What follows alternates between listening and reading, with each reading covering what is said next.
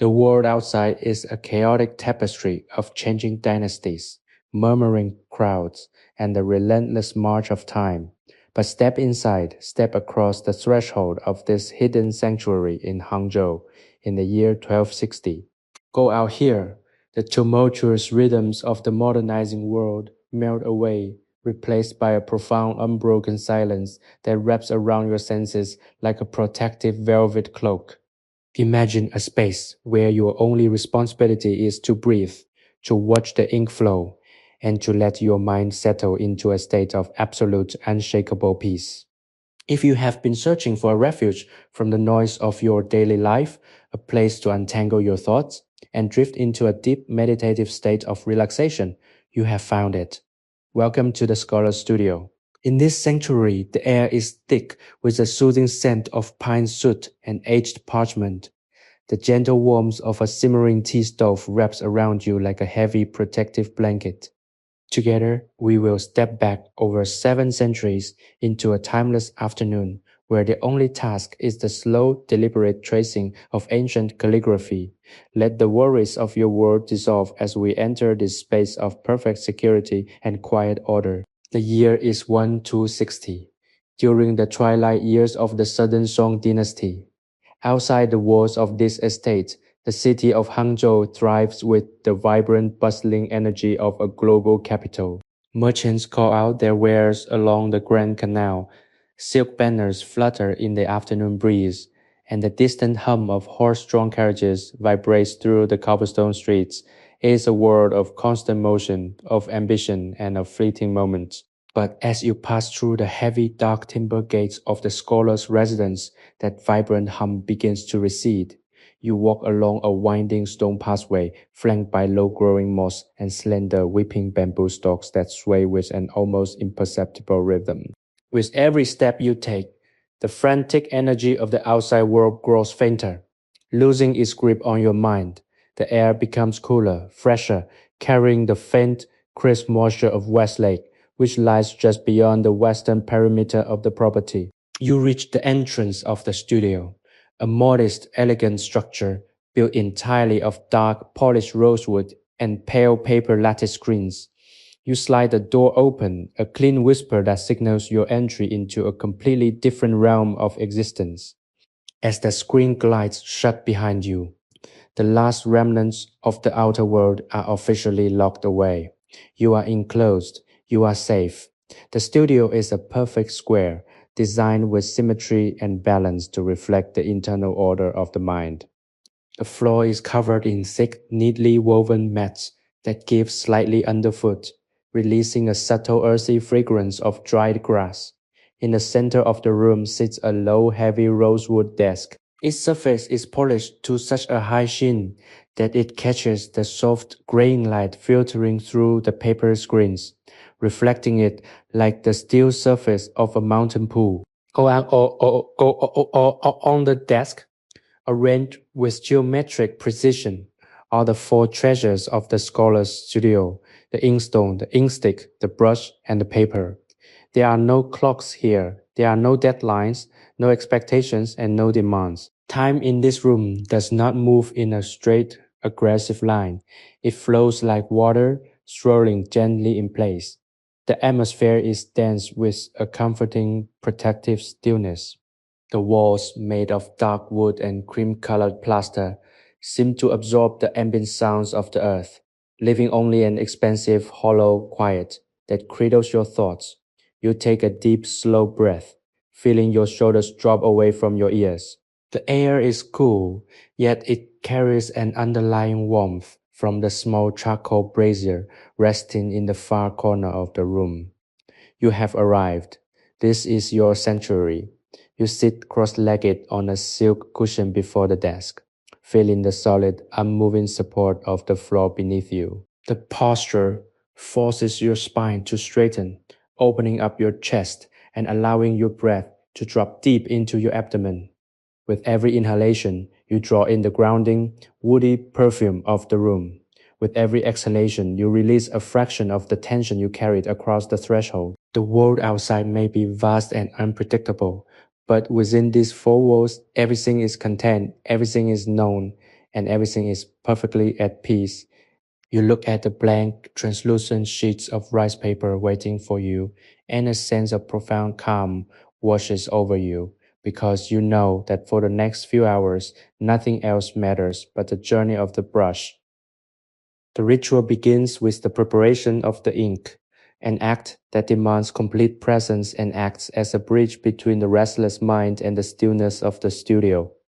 You reach out your hand, your fingers brushing against the cool, heavy surface of the inkstone, which has been carved from a solid piece of dark, fine-grained volcanic rock. Beside it lies the inkstick, a dense matte black rectangle pressed with gold leaf patterns that depict ancient pines and coiled dragons. This stick is a masterpiece of craftsmanship, created by blending the fine soot of burnt pine wood with natural glues and delicate medicinal herbs, a mixture that has been dried and cured over several winters. You pour a few drops of clear, pure water from a small porcelain vessel onto the smooth depression of the inkstone, watching the liquid gather in a pristine, shimmering pool. You grip the inkstick firmly between your thumb and fingers, ensuring your posture is erect, your elbow floating slightly above the desk, and you bring the stone and stick together. The moment the dry carbon touches the wet stone, a faint rhythmic friction begins, a soft, dry whisper that will become the metronome of your meditation.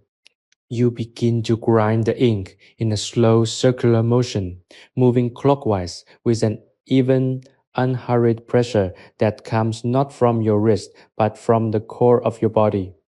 The circle you trace is small and perfect, over and over again, an endless loop that mirrors the cyclical nature of the seasons, the rotation of the heavens, and the steady beating of your own heart.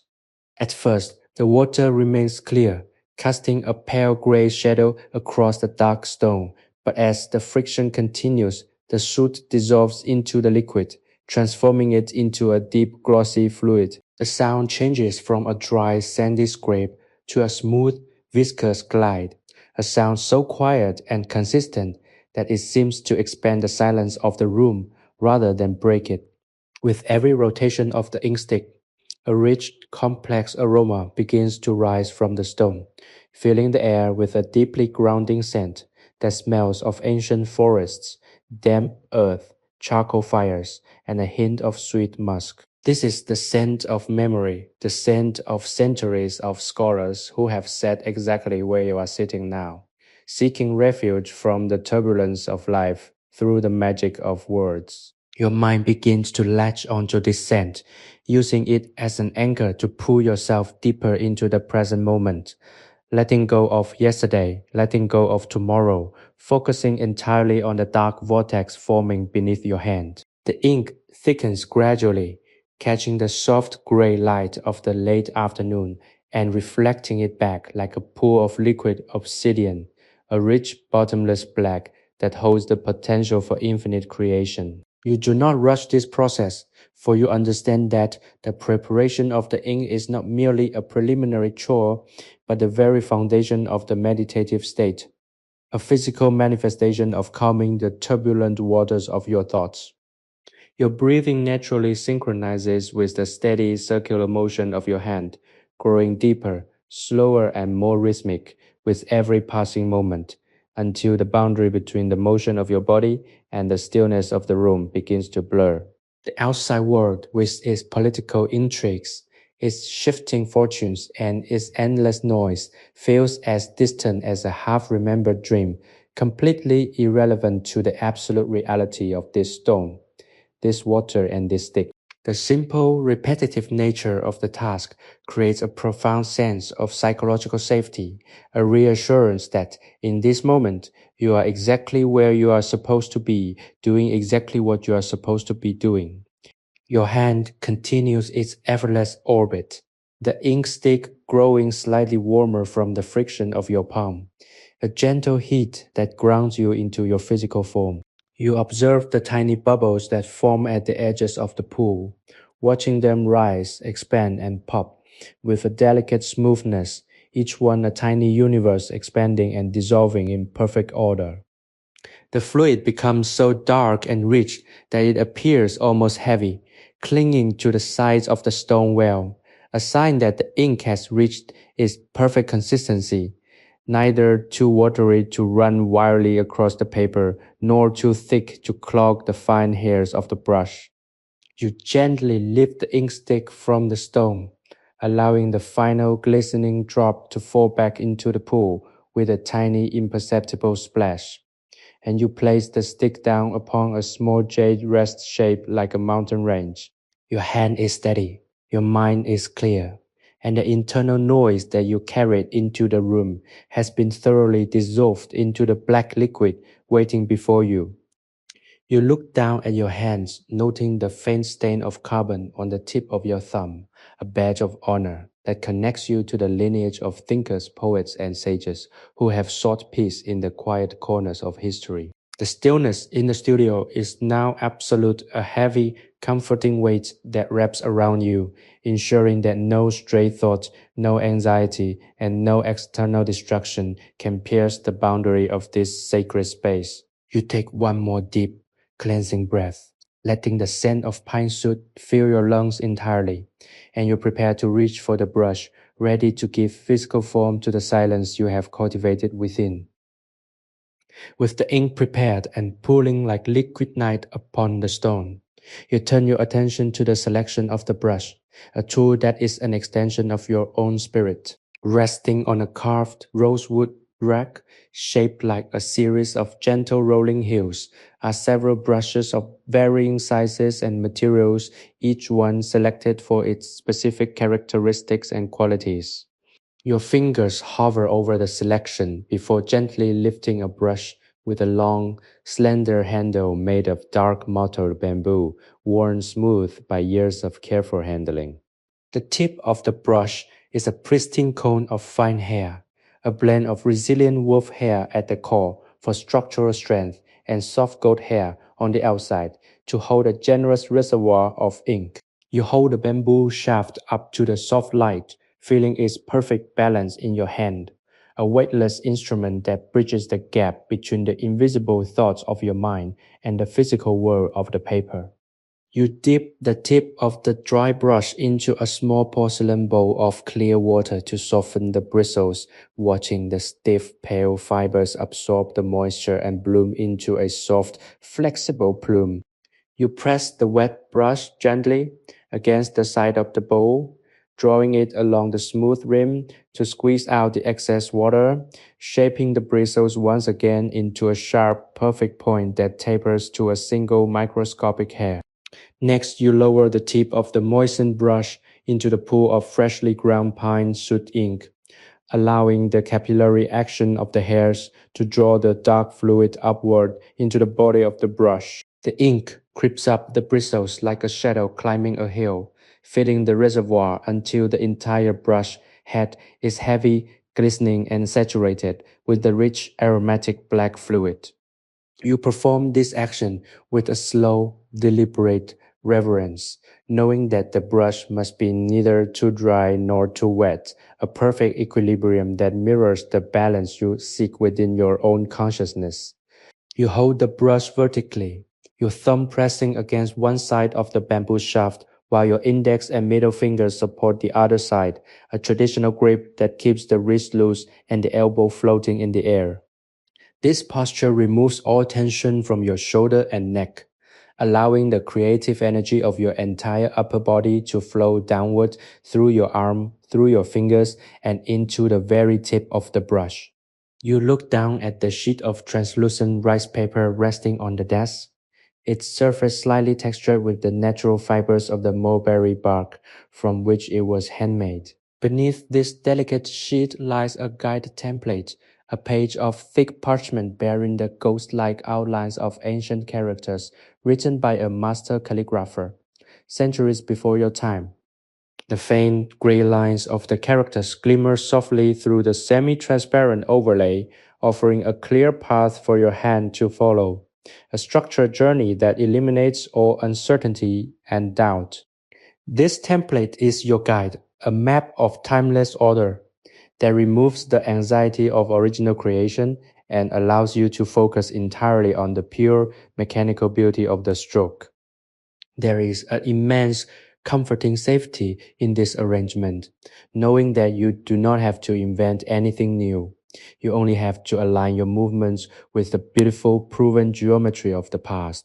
The first character visible beneath the paper is the word for eternity, a complex configuration of 8 distinct strokes that encompasses all the fundamental movements of Chinese calligraphy. You hover the tip of the brush just a millimeter above the starting point of the first stroke, a horizontal line that begins with a hidden reverse movement to lock the energy into the paper. Your breathing slows to a near standstill as you prepare to make first contact, the silence in the studio expanding until the entire universe seems to contract into the space between the brush and the page. You lower the brush, the fine hairs bending slightly as they touch the textured paper, and the ink immediately begins to transfer, creating a rich dark mark that binds your physical presence to the timeless realm of history.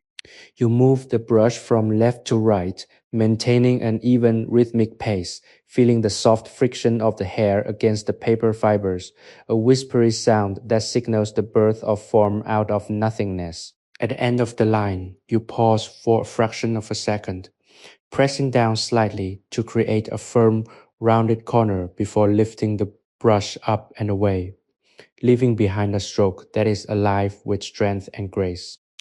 Your mind experiences a sudden profound shift, a washing away of all superficial thoughts as the absolute focus required by the brush captures your entire awareness. The external world, with its politics, its economics, and its fleeting human dramas, ceases to exist entirely, replaced by the immediate reality of black ink bleeding into white paper. Each stroke becomes a complete life cycle, an independent universe with its own beginning, its own middle, and its own end, requiring your total undivided devotion before you can move on to the next. You find yourself sinking into a deep, rhythmic state where the breathing out matches the downward stroke, and the breathing in occurs as you lift the brush to prepare for the next movement. The repetitive, predictable nature of this exercise acts as a powerful balm for your nervous system, soothing away the invisible friction of daily life and replacing it with a sense of structural integrity. You feel completely protected within the walls of this studio, isolated from the unpredictable tides of time, securely anchored by the heavy rosewood desk and ancient wisdom beneath your fingers. As you complete the second stroke, a vertical line that drops straight down like a plumb line, you feel your internal architecture aligning with the verticality of the character, a sense of posture and dignity returning to your soul. The ink flows smoothly, leaving a trail of deep, lustrous black that stands out in sharp relief against the pale paper, a visual testament to the absolute quietude that has taken possession of your hands. As the brush completes the final stroke of the first character, you find your mind sinking deeper into the rhythmic cadence of the craft, a meditative trance that feels increasingly like floating in a warm, dark, and perfectly still lake.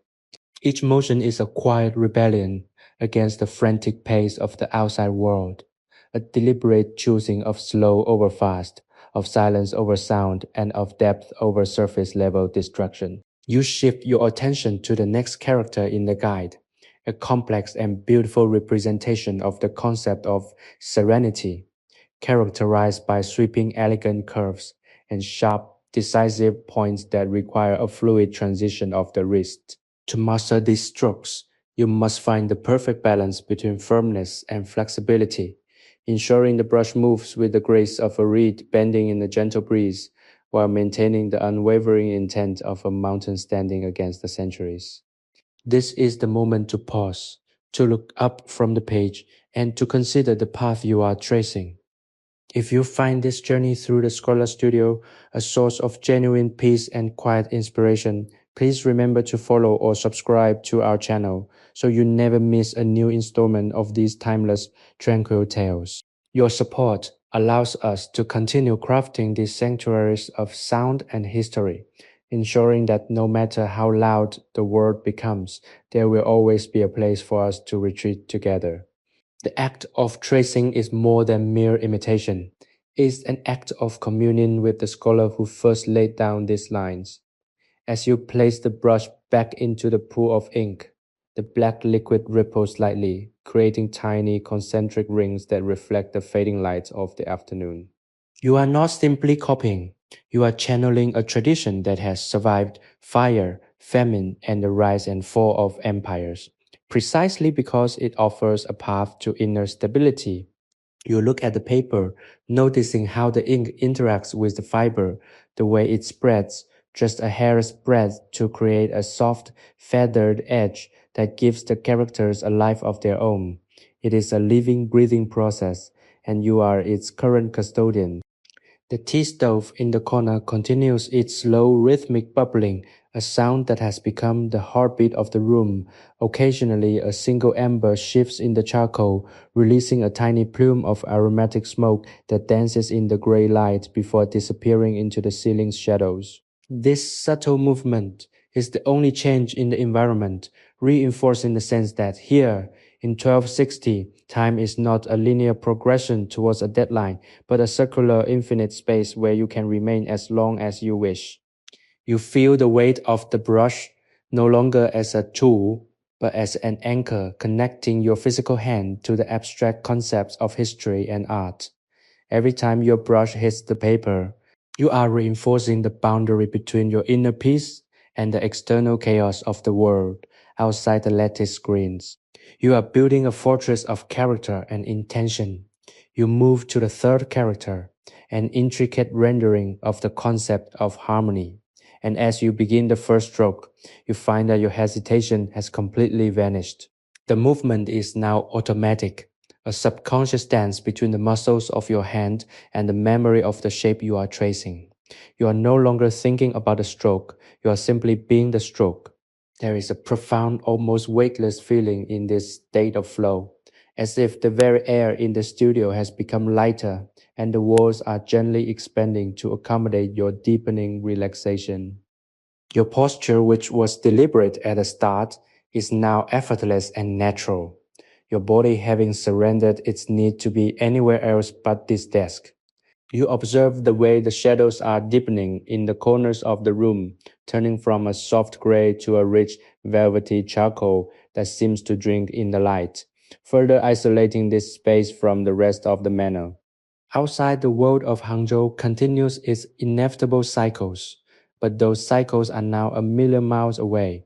Here you are in the center of the universe, anchored by the desk, the ink, the brush, and the endless soothing repetition of the written word. The sense of security is absolute.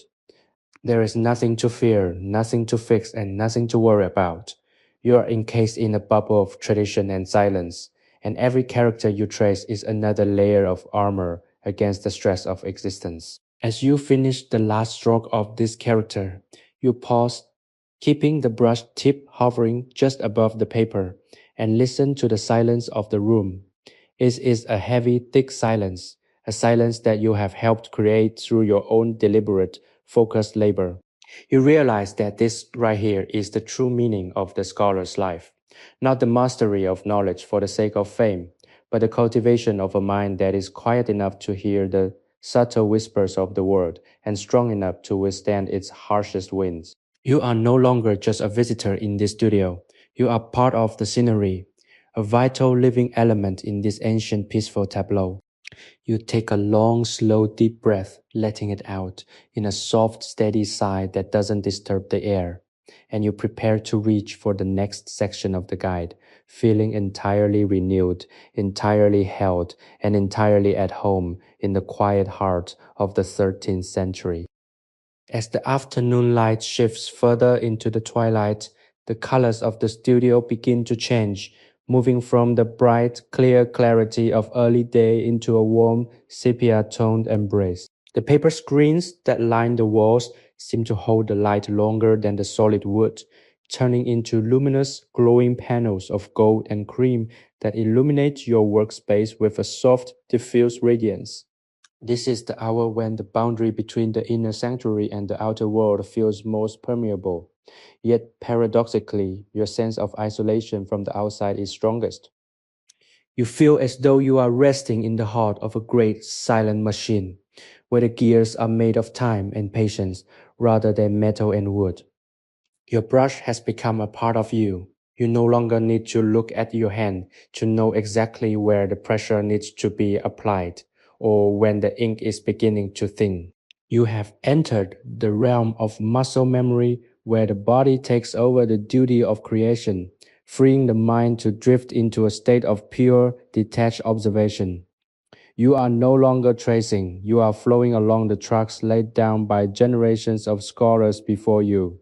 The next character on the guide is the symbol for mountain, a majestic three-pronged structure that requires a firm, grounded hand. As you begin the central stroke, you feel the weight of the ink-laden brush, reflecting the solidity of the subject matter. You push the brush downward, feeling the hair splay slightly, an intentional contact that creates a thick, robust line representing the immutable foundation of the earth. You hold this pressure for a heartbeat, then slowly with practiced grace, you lift the brush, allowing the line to taper into a sharp, thin point that suggests the peak of a high summit reaching toward the heavens. The transition is seamless, a physical articulation of the movement from the solid base of the mountain to its delicate cloud-piercing apex. You find yourself smiling, a small subtle lift of the lips as you recognize the beauty of this physical metaphor. The calligraphy is not just about the characters, it is about the internal landscape they represent. As you move to the side strokes, you feel your own spine straightening in sympathetic response to the vertical strength of the character. You are no longer merely a person sitting at a desk. You are the mountain, stable, enduring, and completely unmoved by the shifting shadows of the world outside. The scent of the pine-soot ink has become more concentrated, a thick, intoxicating perfume that seems to coat the back of your throat with the taste of history. It is a grounding, earthy smell that keeps you tethered to the present, preventing your mind from wandering off into the abstract clouds of thought. You are here, you are now, and you are surrounded by the silence of the Song dynasty. You pause between strokes, not because you are tired, but because you want to savor the stillness. You listen to the faint, almost rhythmic ticking of the small charcoal embers in the brazier, a sound that is as predictable as the heartbeat of the building itself. Everything in this room is in perfect static harmony. The furniture arranged according to the principles of ancient aesthetics holds a weight and presence that feels eternal. You look at the desk, the brush, the paper, and the ink, and you realize that these objects are not just tools, they are companions, silent witnesses to your journey into the depths of your own consciousness. They hold the space for you, allowing you to let go of the ego, the ambition, and the anxiety that characterize the life of a modern human. In this room, there is no value placed on how much you have done, but rather on how deeply you have breathed and how fully you have existed in the current moment. This realization brings a wave of profound relief, a shedding of the invisible burdens you have carried with you, weight that you didn't even realize you were lugging around. The security of the space feels like a physical barrier, an impenetrable wall of peace that keeps the storms of existence at bay. You are perfectly safe here. There is nothing to fear. The outside world, with all its chaotic grinding machinery, can continue its noise, but it cannot touch you. You are in the eye of the storm, the center of the wheel, the quietest point in the entire universe. You resume your tracing, the brush moving in a hypnotic circular pattern as you complete the character for mountain. And with each stroke, you feel your internal boundaries softening, expanding to fill the room until the distinction between you and the environment begins to fade. You are the brush, you are the ink, you are the paper, and you are the silence that binds them all together in this perfect timeless afternoon. You look at the result of your labor, and while it may not be as perfect as the master's template, it is a true reflection of your current state, a genuine manifestation of your inner peace. The process is the destination, and you are currently exactly where you need to be, held in the cradle of history, supported by the wisdom of the past, and floating in the absolute security of the present moment. The transition into the evening deepens, casting long melancholy shadows across the floorboards. Yet the atmosphere within the studio remains remarkably consistent, as if the room itself were breathing in rhythm with your own steady, calm respiration. You dip your brush once more, the black liquid parting like a dark silken curtain, and you move to the next character in the guide, one that represents the fluid concept of river. The movement required for this character is entirely different from the grounded structural stability of the previous sign. It demands a flowing, sinuous motion, a constant shifting dance of the wrists that mimics the serpentine path of water as it makes its way toward the sea. As you begin the first stroke, you allow your hand to lose its rigidity, letting your fingers become loose and responsive, moving with a lightness that defies the weight of the ink. The brush tip dances across the mulberry paper, creating a thin, undulating line that pulses with energy, capturing the very essence of motion within a static image. There is a profound intellectual satisfaction in this, the ability to translate the abstract concept of constant change into a concrete, permanent mark. You feel the connection between your mind and the paper thickening, a direct, unfiltered conduit of consciousness that leaves no room for hesitation or doubt. As you trace the sweeping curves of the river symbol, your own internal state begins to mirror the fluidity of the brushwork. You feel your thoughts losing their sharp, jagged edges, softening into a stream of pure observational awareness. You are no longer consciously deciding where to put the brush. You are simply allowing it to follow the path of least resistance, a process of surrendering to the wisdom inherent in the design itself. The studio around you seems to resonate with this activity, the wood of the floor and the paper of the walls vibrating at the same frequency as your own calm, focused intent. You have reached a level of immersion where the passage of time is no longer marked by the light, but by the accumulation of ink on the paper, the small physical evidence of your presence in this space. Every breath you take is synchronized with the flow of the ink, a perfect, circular exchange of energy that keeps you grounded while simultaneously allowing your spirit to wander into the vast, open spaces of the past. There is a safety in this, a deep primal security that comes from knowing that no matter what happens in the world beyond these screens, you have a place where you can return to yourself, a space where you are the master of your own internal climate. The sounds of the room, the bubbling tea, the soft scrape of the brush, the distant, muffled sigh of the wind against the eaves, are all parts of a singular protective symphony that cradles you in its arms. You find that you are no longer thinking about the finished character, but are completely and utterly occupied by the sensation of the brush in your hand and the ink on the paper. This is the goal of the scholar, to achieve a state of no mind, where the act of creation and the creator become one, indistinguishable from each other. In this state, you are entirely free from the anxieties of the future and the regrets of the past, living in a pure, expanded present that feels both eternal and deeply, profoundly personal. You look up for a brief moment, your eyes resting on the delicate, translucent shadows cast by the bamboo outside, and you realize that this right here is the true meaning of the scholar's studio. It is a training ground for the soul, a place where you learn to cultivate the silence within so that you can navigate the noise of the world with grace and integrity. The ink has begun to dry on the earlier characters, shifting from a glossy wet sheen to a deep matte black that looks as if it has been part of the paper for 100 years, a permanent record of your quietest, most peaceful afternoon. You continue to work, your hand moving with increasing ease, the repetition acting as a gentle soothing balm that erases any lingering tension in your muscles or stress in your heart. You are completely and utterly at peace, and you know with a certainty that goes deeper than words that you are exactly where you are meant to be. Sleepy History Tales is a sleep history storytelling platform created for entertainment, inspiration, education, and the promotion of positive emotional values.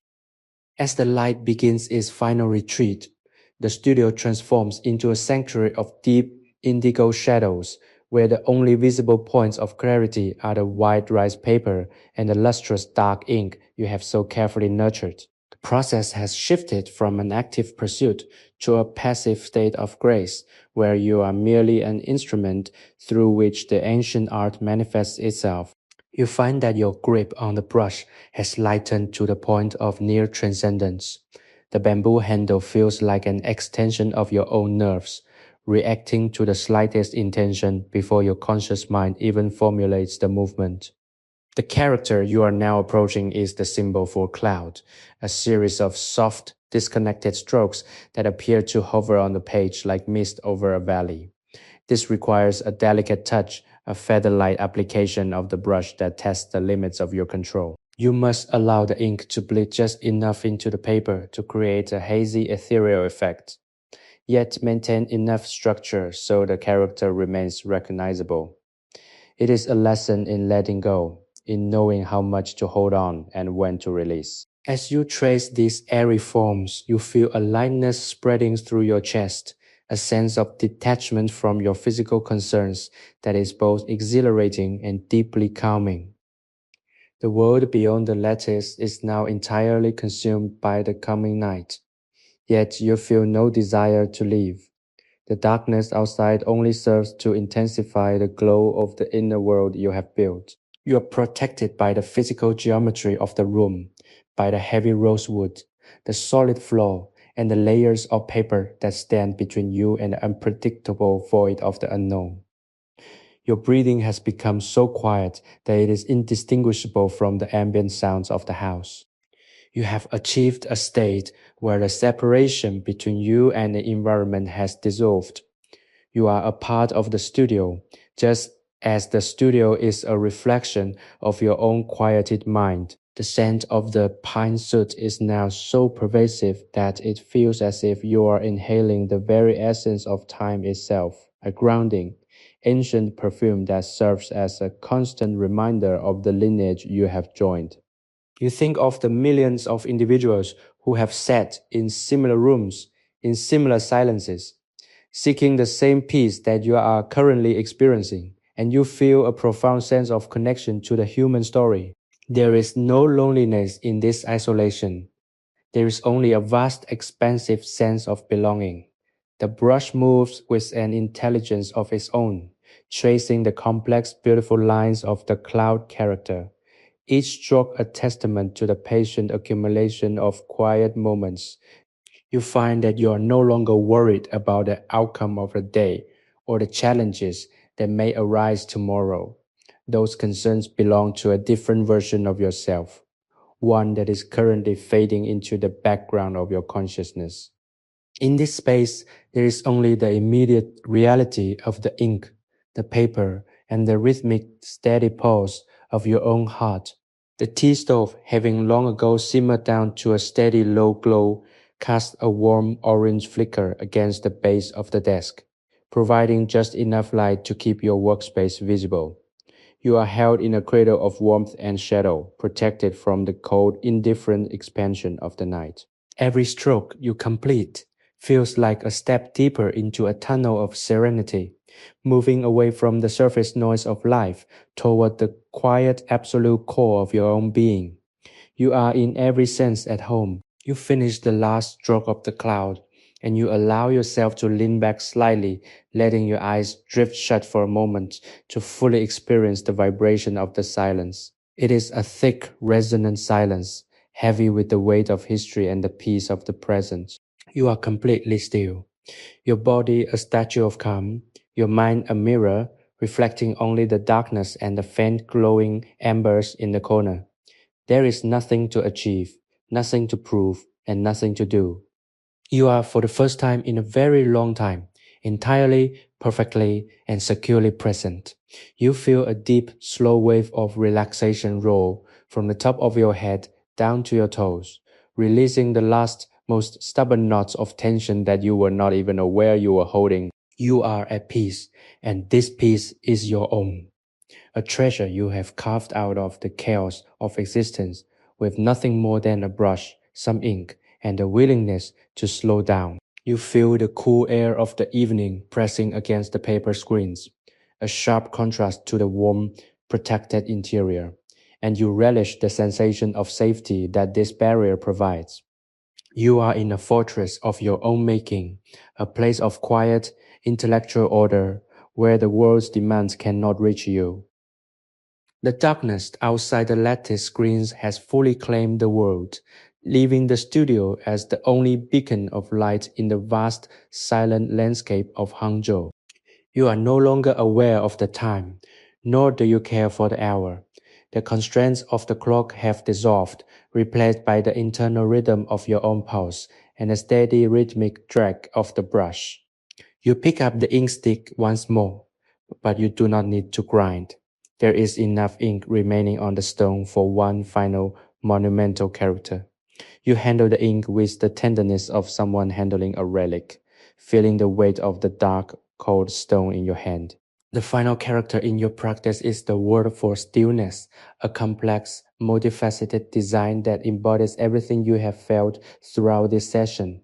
It is a dense, intricate character, requiring a level of precision that demands your absolute, undivided attention. You lower your head, your hair falling slightly forward to frame the desk, and you begin the first stroke, a bold, confident line that cuts across the paper with the authority of a sword stroke. Then, the softer, more intricate lines follow, the brush dancing in and out of the paper's fibers with a sensitivity that borders on the divine. You find that you are moving in total synchronization with the silence. Every time you stop to reload the brush, the room itself seems to hold its breath in anticipation. The scent of pine and aged, cured soot feels like a physical presence, a protective veil that wraps around your senses and shuts out all extraneous thought. You are entirely, completely consumed by the act of creation. As you complete the final delicate stroke, a tiny, precise dot at the base of the character, you feel a sudden, profound shift in your internal geography. The walls of your consciousness seem to expand, breaking through the physical limits of the room to encompass the entire night, the lake beyond, and the distant, sleeping city. You are everywhere, yet you are nowhere. You are the ink, you are the paper, and you are the stillness that allows them to exist together. There is a sense of absolute security, an unwavering knowledge that you are safe in this moment and that this moment will exist forever in the archive of your memory. The fear that once tugged at the edges of your awareness has vanished, leaving behind a clear, crystalline pool of peace. You set the brush down on its rest, the bamboo handle clicking softly against the porcelain, and you remain perfectly still, watching the final character as it dries. The ink is deep, rich, and so black that it seems to absorb the very light of the room, standing as a stark, beautiful monument to your journey. You realize that you have traveled a great distance, not across the land, but within the landscape of your own soul. The outside world, with its pressures and its noise, feels like a distant murmur, a dream from which you have finally awakened. You are anchored by the weight of the desk, by the scent of the ink, and by the sheer quiet force of your own intention. The room is silent, yet it is full, vibrating with the energy of the work you have completed. You feel the cool evening air drifting in through the gaps in the lattice, a refreshing contrast to the warm, stagnant heat of the afternoon, and you welcome it, feeling the sharpness of the breeze as it brushes against your skin. You are alive, you are present, and you are entirely at peace. You understand now that the scholar's life is not a life of withdrawal, but a life of preparation, of creating a foundation of inner strength that can withstand anything the world throws at it. You have built that foundation today. brick by brick, stroke by stroke, and you know that you can return to this place whenever you need to, whenever the world grows too loud or the shadows grow too long. You are the architect of your own sanctuary, and it is a place that will never leave you. Sleepy History Tales combines the power of AI to reimagine fictional historical tales, bringing peace, relaxation, and positive emotional values to our listeners. The final character, the embodiment of stillness, rests before you like an anchor dropped into the deepest part of the ocean. You look at it, and for a long moment you do not move, letting the sheer weight of the silence permeate your bones. The ink has settled, losing its wet sheen and becoming a permanent part of the paper, a testament to the hours spent in this communion with the past. You feel the physical sensation of your body cooling as the evening air currents shift, a gentle, refreshing breeze that drifts through the lattice screens and carries the scent of damp earth and night blooming jasmine from the garden outside.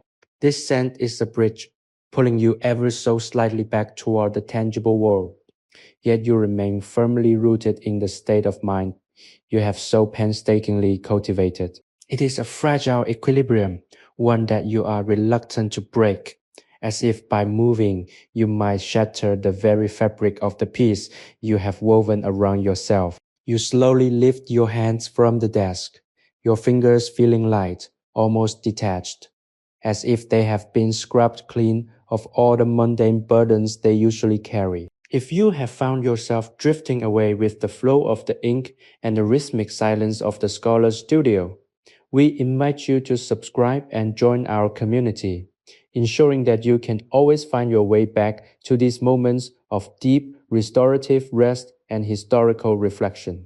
Your journey through the 13th century does not have to end here. By subscribing, you help sustain this sanctuary, allowing these tales to continue bringing quiet, steadying energy to your life whenever the world demands too much of your spirit. You turn your gaze from the paper to the small empty tea stove, where the last of the charcoal embers have faded into tiny gray dusted points of warmth, much like the stars beginning to reveal themselves through the gaps in the roof tiles. You have spent your energy well, pouring your focus into these lines, and in return, the studio has given you a profound sense of completeness. There is a specific tactile security in knowing that you have finished the work you set out to do, that the cycle is closed and the balance is restored. You begin the process of putting your tools away, a final ritual that is just as important as the preparation. You take the brush, rinse it in the clean cold water, and watch as the dark swirling clouds of ink dissipate into the basin, leaving the water clear once more. You wipe the brush gently, smoothing the hairs back into their original perfect cone shape, and hang it on the rack to dry, a silent soldier ready for the next day's task. You take the inkstone, now devoid of its precious black liquid, and wipe it with a soft cloth until the stone reflects the faint light of the room like a dark, polished mirror. Each movement is slow, deliberate, and final. You are not rushing. You are honoring the tools that provided you with this passage out of the mundane and into the profound. The rosewood desk is cleared, the paper is stacked neatly in a corner, and the room feels strangely lighter, as if the energy you poured into the ink has been absorbed into the very wood and plaster of the walls, making the sanctuary even stronger for your having been there. You stand up slowly, your joints feeling loose and fluid, a direct result of the long, stationary period of meditation. You walk to the edge of the room and look out through the screen toward the lake, seeing only the reflection of the moon on the water, a sliver of silver in a world of velvet dark. You realize that the world has continued to exist while you were inside. The lake has flowed, the wind has blown, the seasons have turned, but your relationship to that world has changed. You are no longer buffeted by its currents. You are a participant who can step back at will. The security of this room has become your internal security, a psychic architecture that you can carry with you out into the night and into your own life. You are in this moment a master of your own attention, capable of focusing on the present with the same intensity that you brought to the brush. You take a final long look around the room, memorizing the way the shadows fall, the scent of the pine, and the absolute unshakable stillness of the air. You are ready to step back across the threshold, but you do so with the knowledge that this studio is not just a place, it is a state of being that is now and will always be available to you.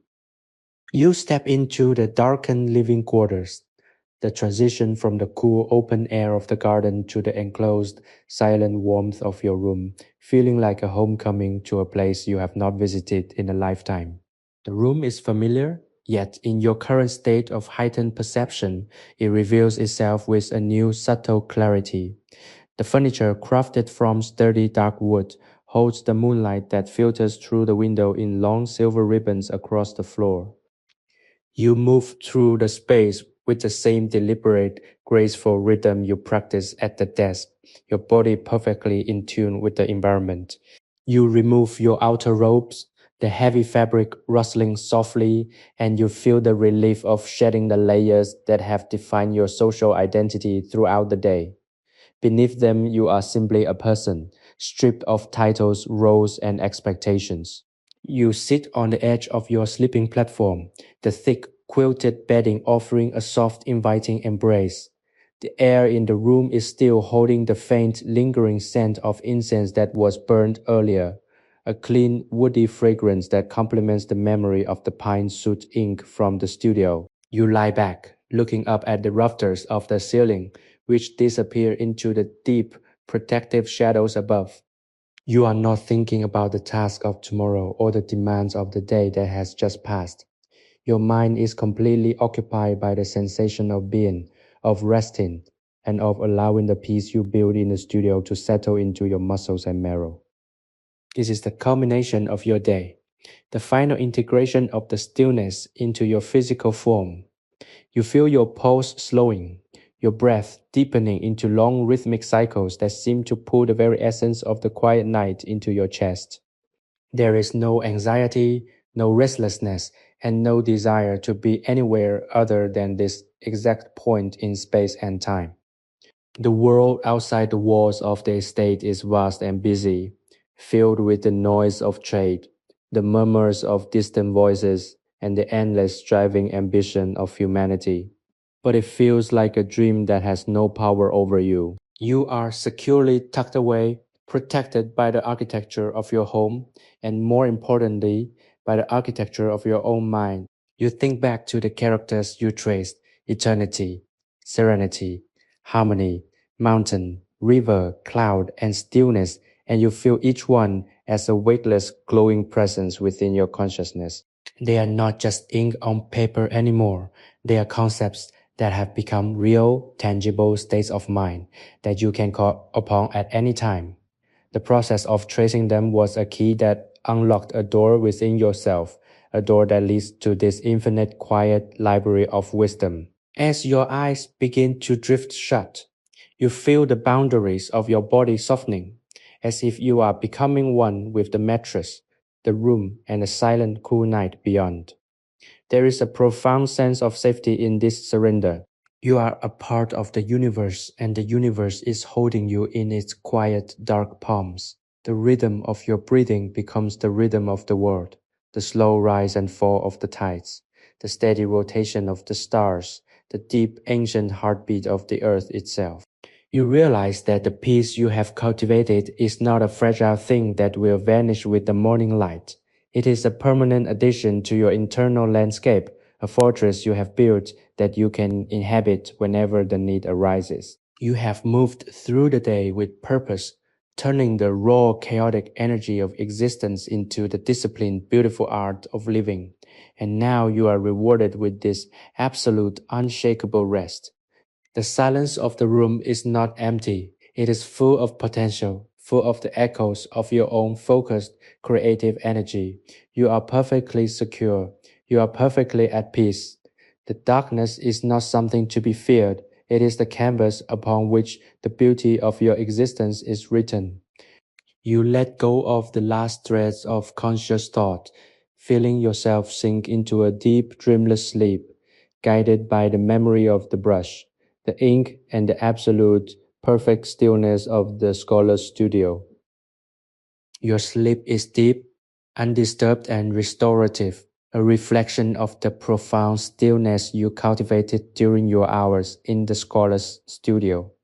In the quiet reaches of the night, your mind drifts through the corridors of memory, sorting and integrating the lessons of the day. You dream of the brush moving across the rice paper, not as an effort of the hand, but as a flight of birds across an autumn sky, each stroke leaving behind a trail of light that lingers in the darkness long after it has been drawn. The ink flows like a mountain spring, cool and pure, washing away the remnants of complexity and leaving only the bedrock of simplicity. As you dream, you feel a sense of absolute security, as if the walls of your home are not merely wood and mortar, but a physical manifestation of the mental armor you have crafted. If these moments of serene historical reflection and the peaceful atmosphere of our shared sanctuary have brought you comfort or allow you to disconnect from the frantic pace of your own world, please consider subscribing to our channel and becoming a part of our growing community of listeners. Your support helps us to continue crafting these detailed, immersive experiences that prioritize your well being, providing a reliable refuge of calm, inspiration, and positive emotional values whenever you need to find your center. When the first gray light of dawn eventually begins to bleed through the paper screens of your room, you do not wake with the usual jolt of anticipation or the weight of unfinished obligations. Instead, you surface slowly like a pearl diver returning to the sunlit surface with a precious prize held firmly in his grasp. You remain perfectly still for a time, letting the cool morning air circulate in the room and observing the way the light slowly transforms the shadows into distinct, familiar shapes. Your body feels light, nimble, and entirely rested, the residual fatigue of the previous day's stresses having been entirely dissolved by the deep, rhythmic sleep you enjoyed. You rise from the platform with a deliberate, graceful movement, your joints supple and your mind clear. The world outside the house is beginning to wake, with the distant muffled sounds of the estate's servants going about their early duties, but they feel like ripples on the surface of a pond that doesn't touch the deep, calm water where you dwell. You move to the window and slide the screen back, welcoming the cool, crisp air of the morning into your room. The garden is shrouded in a thin, ethereal mist that clings to the trees and blankets the lawn, turning the landscape into a living inkwash painting. You watch the way the vapor swirls and dissolves around the bamboo, a visual echo of the calligraphy practice that anchors your perspective. It is a beautiful, fleeting scene, one that you could easily watch for hours, but you find that you don't need to hold on to it. You can simply witness it and let it go, just as you let go of the ink after each stroke. The sense of security that you built yesterday remains as strong as ever, a quiet confidence that radiates from within you.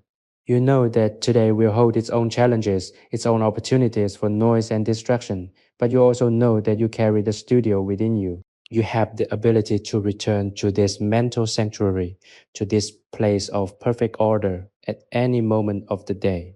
You don't need the brush or the paper to find this peace. You need only the intention, the memory of the scent of pine-soot, the feeling of the rosewood desk beneath your hands, and a commitment to silence.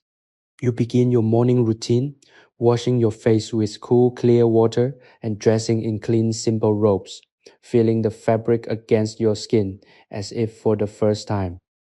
Each action is performed with the same attention and focus you gave to the characters on the page, transforming even the mundane task of dressing into an act of meditative practice. You're entirely present, entirely aware, and entirely at peace. As you step out of your room and onto the stone path, the morning sun begins to break through the mist, casting long, dramatic shadows across the ground and illuminating the world with a fresh, golden clarity. You are ready for the day, not because you have prepared for its battles, but because you have cultivated a space within yourself where no battle can truly touch you. The tranquility you carry is a shield, a silent power that allows you to move through the world with grace, empathy, and an unshakable sense of inner order. As you walk through the garden, the early morning mist is slowly retreating, revealing the vibrant greens of the moss-covered stones and the deep, rich colors of the late-blooming flowers. Every step is intentional, a rhythmic connection between your body and the earth, mirroring the slow, measured strokes you made upon the paper the day before. The estate feels different in the morning light. It is not merely a place of rest, but a living, breathing landscape that reflects the internal state of those who inhabit it. You find yourself observing the small daily miracles of nature with a profound sense of awe. The way a spider has woven a web across the space between two bamboo stalks, its delicate geometric structure shimmering with tiny beads of dew. The way the sunlight filters through the canopy of leaves, painting intricate patterns of light and shadow on the path ahead. There is an intelligence in these patterns, a silent order that resonates with the principles of calligraphy you are studying. Everything in the world, you realize, is a form of writing, a series of strokes and lines that define the reality of existence. You are a student of this universal script, learning to read the silence between the events, the empty space between the marks. This realization fills you with a quiet, persistent joy. You are not just a person living in a house in Hangzhou. You are a conscious participant in the unfolding of the universe. You reach the edge of the property, where a small stone wall separates the manor from the bustling road that leads toward the city. For a moment, you pause to listen. You can hear the sounds of the waking world, the clatter of wooden wheels on stone, the distant shouts of vendors, the murmurs of people beginning their daily struggles. Usually, this noise will trigger a spike of anxiety, a reflexive tightening of your muscles as you anticipated the demands of the day. But today, the sound is merely noise, a faint, distant hum that has no power to penetrate your internal fortress. You feel a calm, detached curiosity about the world outside, but you have no urgent desire to be part of it. You are securely rooted in your own internal stillness. This is the fruit of your labor in the studio, the ability to stand at the edge of chaos and remain entirely peacefully separate. You turn away from the wall and begin to wander deeper into the manor's estate, finding your way to a secluded pond that you have rarely visited before. It is a quiet, hidden corner, surrounded by ancient, narrow plum trees whose branches lean over the water like old friends whispering secrets. The water is dark and still, a perfect, liquid mirror that captures the image of the sky and the trees with an almost impossible clarity. You sit on a flat stone at the water's edge and simply watch. A dragonfly darts across the surface, its wings a blur of iridescent blue, and for a fleeting second it breaks the reflection of the clouds, creating a ripple that expands until it reaches the edge of the pond. You watch the ripple with the same focus you applied to the ink on the paper, seeing in it the cycle of cause and effect, the beauty of the temporary, the grace of the disappearing. Your mind is quiet, a mirror as clear as the pond, and you find that you are completely satisfied with this state of being. There is no need for words, no need for complex thought, no need for planning. You are simply present, inhabiting the space of the current moment with total commitment. This is the true ultimate goal of the scholar, to be so fully present that the distinction between the self and the world begins to erode, allowing for a direct, intuitive understanding of the interconnectedness of all things. You sit for a long time, the sunlight slowly shifting across your shoulders, the warmth of the day growing, yet you remain cool and centered. You think of the inkstone and the brush, the way they felt in your hand, and you realize that they were merely tools for focusing your consciousness, a physical anchor for your spirit. You have internalized that focus. You can reach it now, at any time, just by closing your eyes and breathing. The security you feel is not a product of your environment, but a quality of your own mind. You are the architect of your own sanctuary, and today you are stepping out of that room to build a larger one, a sanctuary that encompasses the garden, the lake, the city, and the entire beautiful world. You feel a sense of profound, unshakable gratitude for the life you are living, for the quiet corners of history where you can find rest, and for the capacity to turn even the most ordinary day into a work of art. The sunlight has reached its zenith, casting short, intense shadows beneath the gnarled branches of the plum trees as you remain by the pond.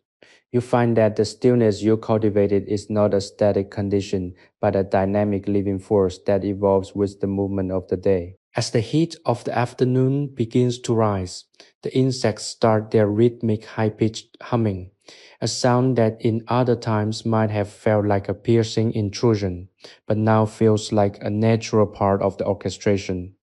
You are deeply sensitive to the textures of the world, the subtle shift in the air temperature, the way the light glints off the water, the texture of the stone beneath your robes.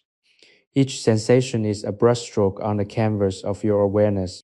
You begin to contemplate the nature of the scholar's life in 1260, a time when the world was expanding, trade routes were connecting distant civilizations, and the philosophy of the ancients was being tested by the realities of a changing political landscape.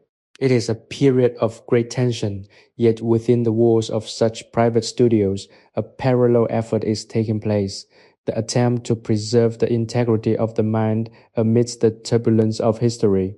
You are, in your own small way, a part of this effort. By choosing to spend your time in meditation and art rather than in a frenetic pursuit of status or material gain, you are casting a vote for the values of clarity, patience, and inner peace. This realization adds a layer of depth to your sense of security. It is not a selfish peace, but one that is inherently connected to the preservation of wisdom. If you can maintain this center, you become a source of stability for those around you, a calm harbor in the middle of a storm. You stand up slowly, your movements fluid and deliberate, and begin the walk back toward the main building of the estate. The path leads you through a small grove of weeping bamboo, where the leaves brush against each other with a soft percussive sound that mirrors the friction of the brush against the rice paper. You stop for a moment to listen, letting the sound wash over you, recognizing it as a natural, unforced version of the music you created in the studio. There is a deep, fundamental harmony in the world that is always present, if only we take the time to quiet ourselves enough to hear it. You emerge from the grove and find yourself in a courtyard where a small fountain spills water into a mossy stone basin. The sound of the falling water is rhythmic and steady, a constant soothing presence that grounds you once again. You wash your hands in the cool water, feeling the silkiness of the moss as your fingers brush the sides of the basin, and you think of the ink washing ritual you performed. Everything is a ritual. Every action, no matter how small, has the potential to be a practice of mindfulness, a way of anchoring the spirit in the present. You realize that you don't need to be in the studio to be a scholar. You can be a scholar of the everyday, a student of the small, beautiful details that make up the tapestry of life. You walk into the main hall of the residence, which is cool, dark, and filled with the scent of sandalwood. The other inhabitants of the manor are busy with their own tasks, their movements hurried and filled with the urgent energy of the world. Yet you move among them with a gentle, unhurried grace.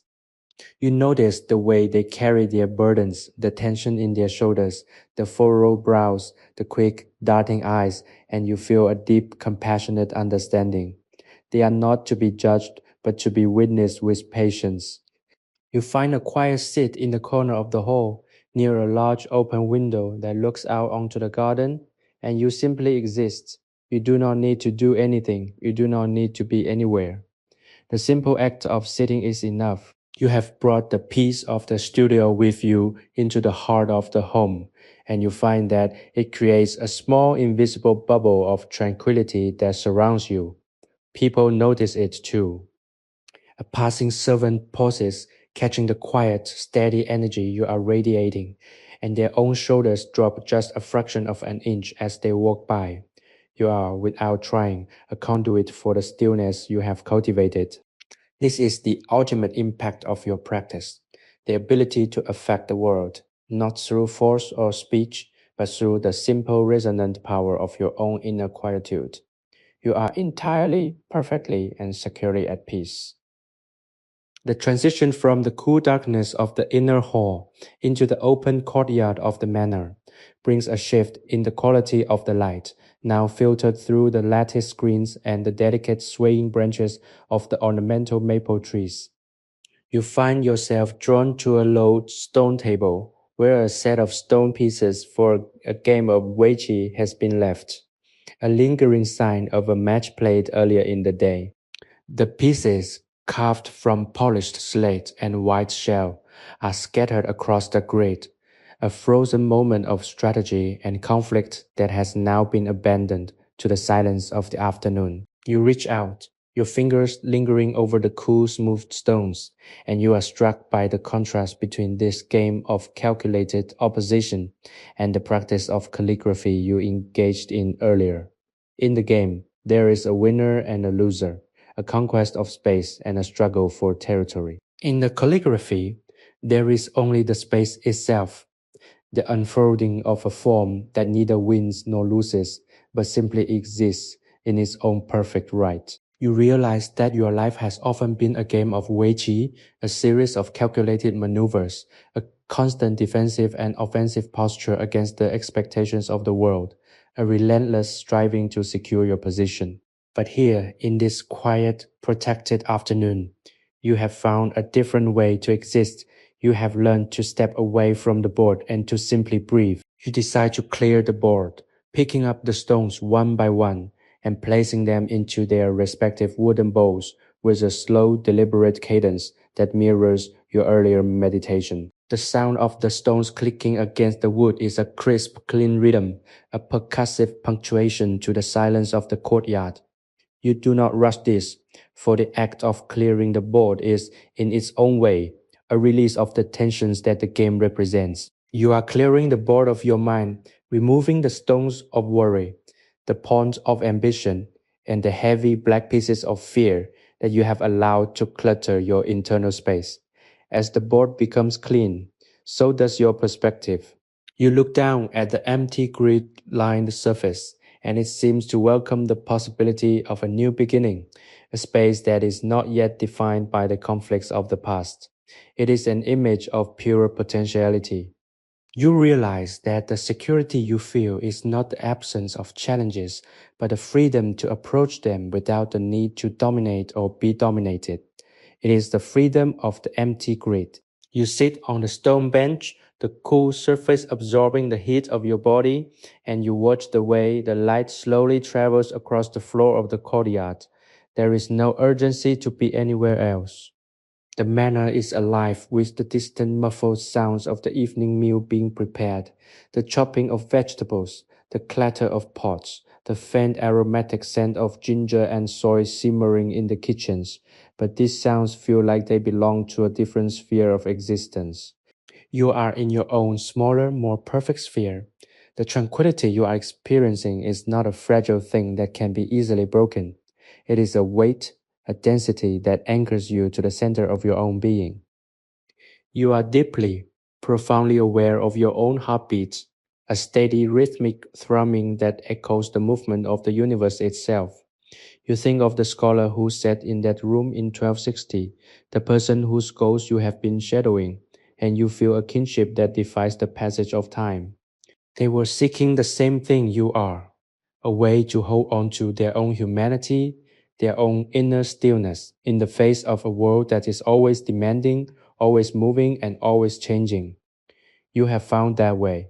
You have built your own sanctuary, and you know with a calm, absolute certainty that you can inhabit it whenever you need to.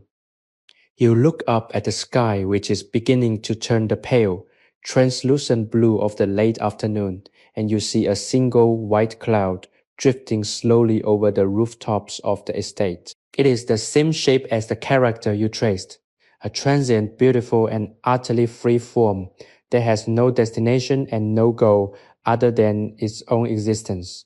You watch it, feeling your mind drift along with it, expanding to feel the blue, filling with the same clear, unburdened air.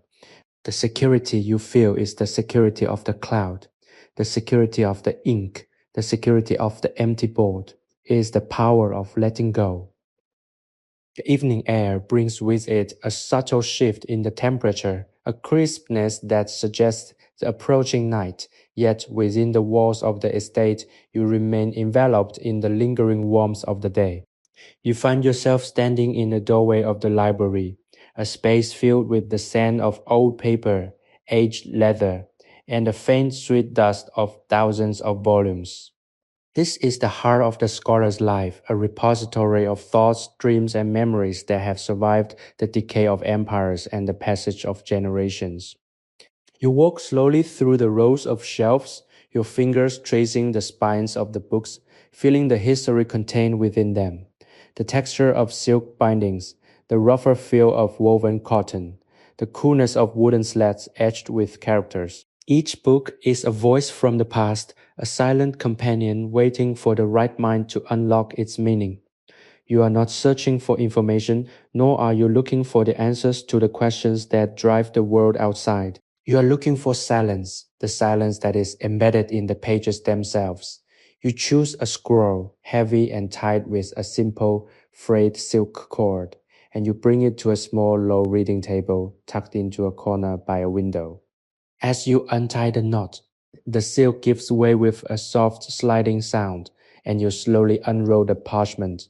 The characters are written with a fluidity that mirrors your own practice, a testament to the fact that you are walking a path that has been traveled by countless others. You do not need to read the words to understand the message. The brushwork itself carries the weight of the author's intent, the same search for order, the same longing for peace, the same recognition of the fleeting beauty of the present.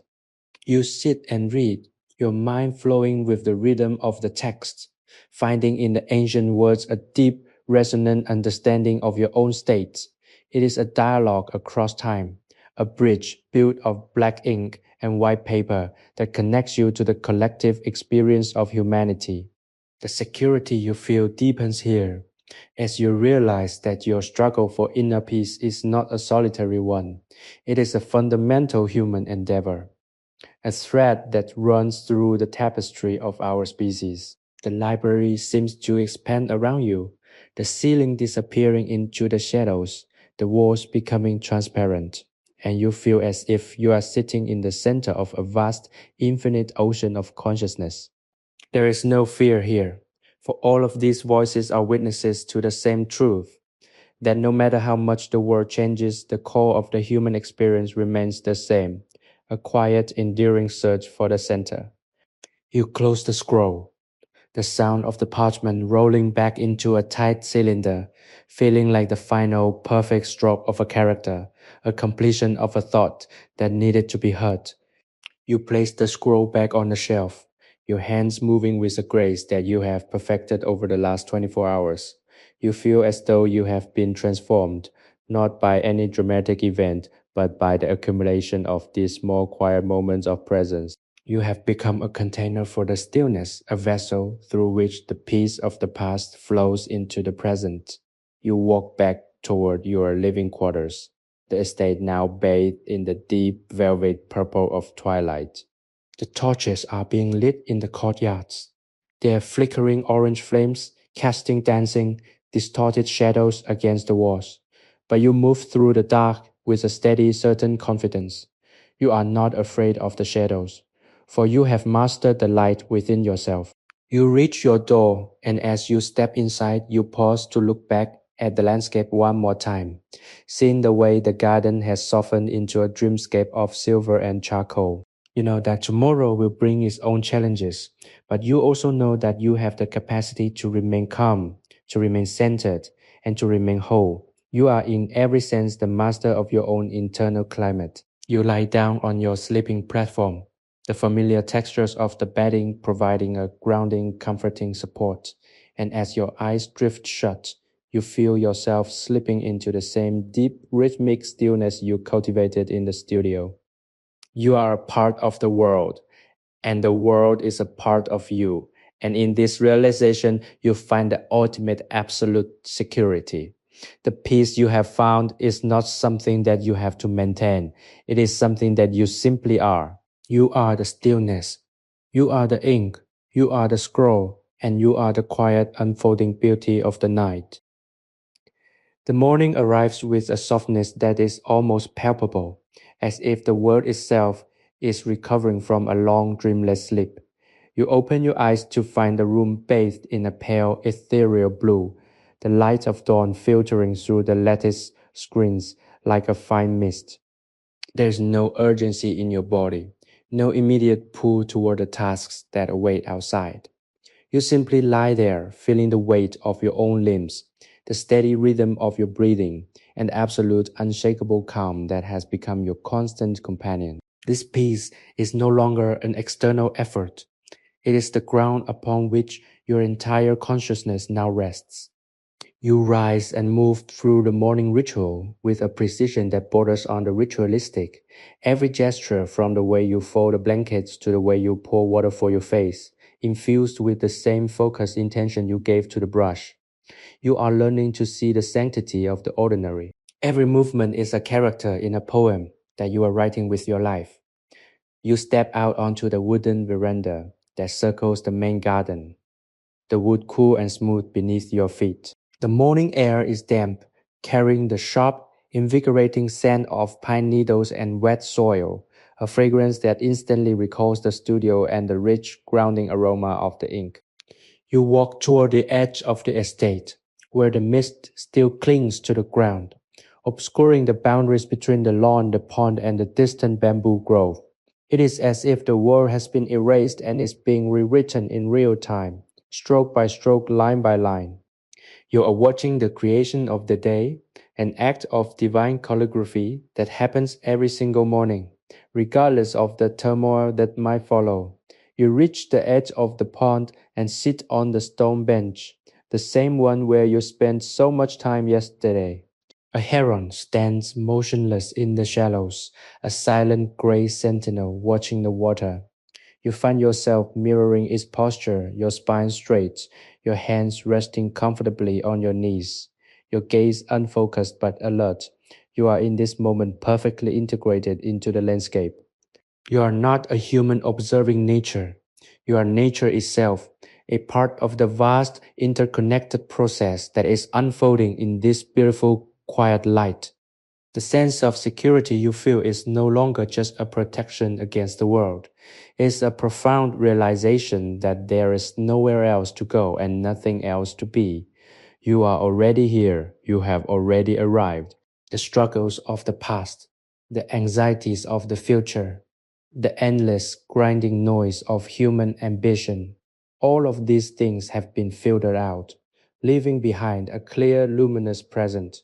You observe a single leaf falling from a tree, spiraling downward with a slow, deliberate grace until it touches the surface of the pond, creating a tiny ripple that dies away as quickly as it began. You watch it with a heart full of compassion and clarity. There is no loss here, only change. There is no ending, only transition. You have come to understand that the scholar's life is not about withdrawing from reality, but about seeing it with such intensity that the illusions of control and possession fall away, revealing the simple, beautiful, and sometimes fragile reality underneath. You feel a deep, quiet gratitude for this perspective, a gift that you have earned through your commitment to the practice of stillness. As the sun begins to rise higher, burning off the mist and turning the blue of the dawn into a warm golden radiance, you stand up and prepare to walk back toward the house. You have much to do today.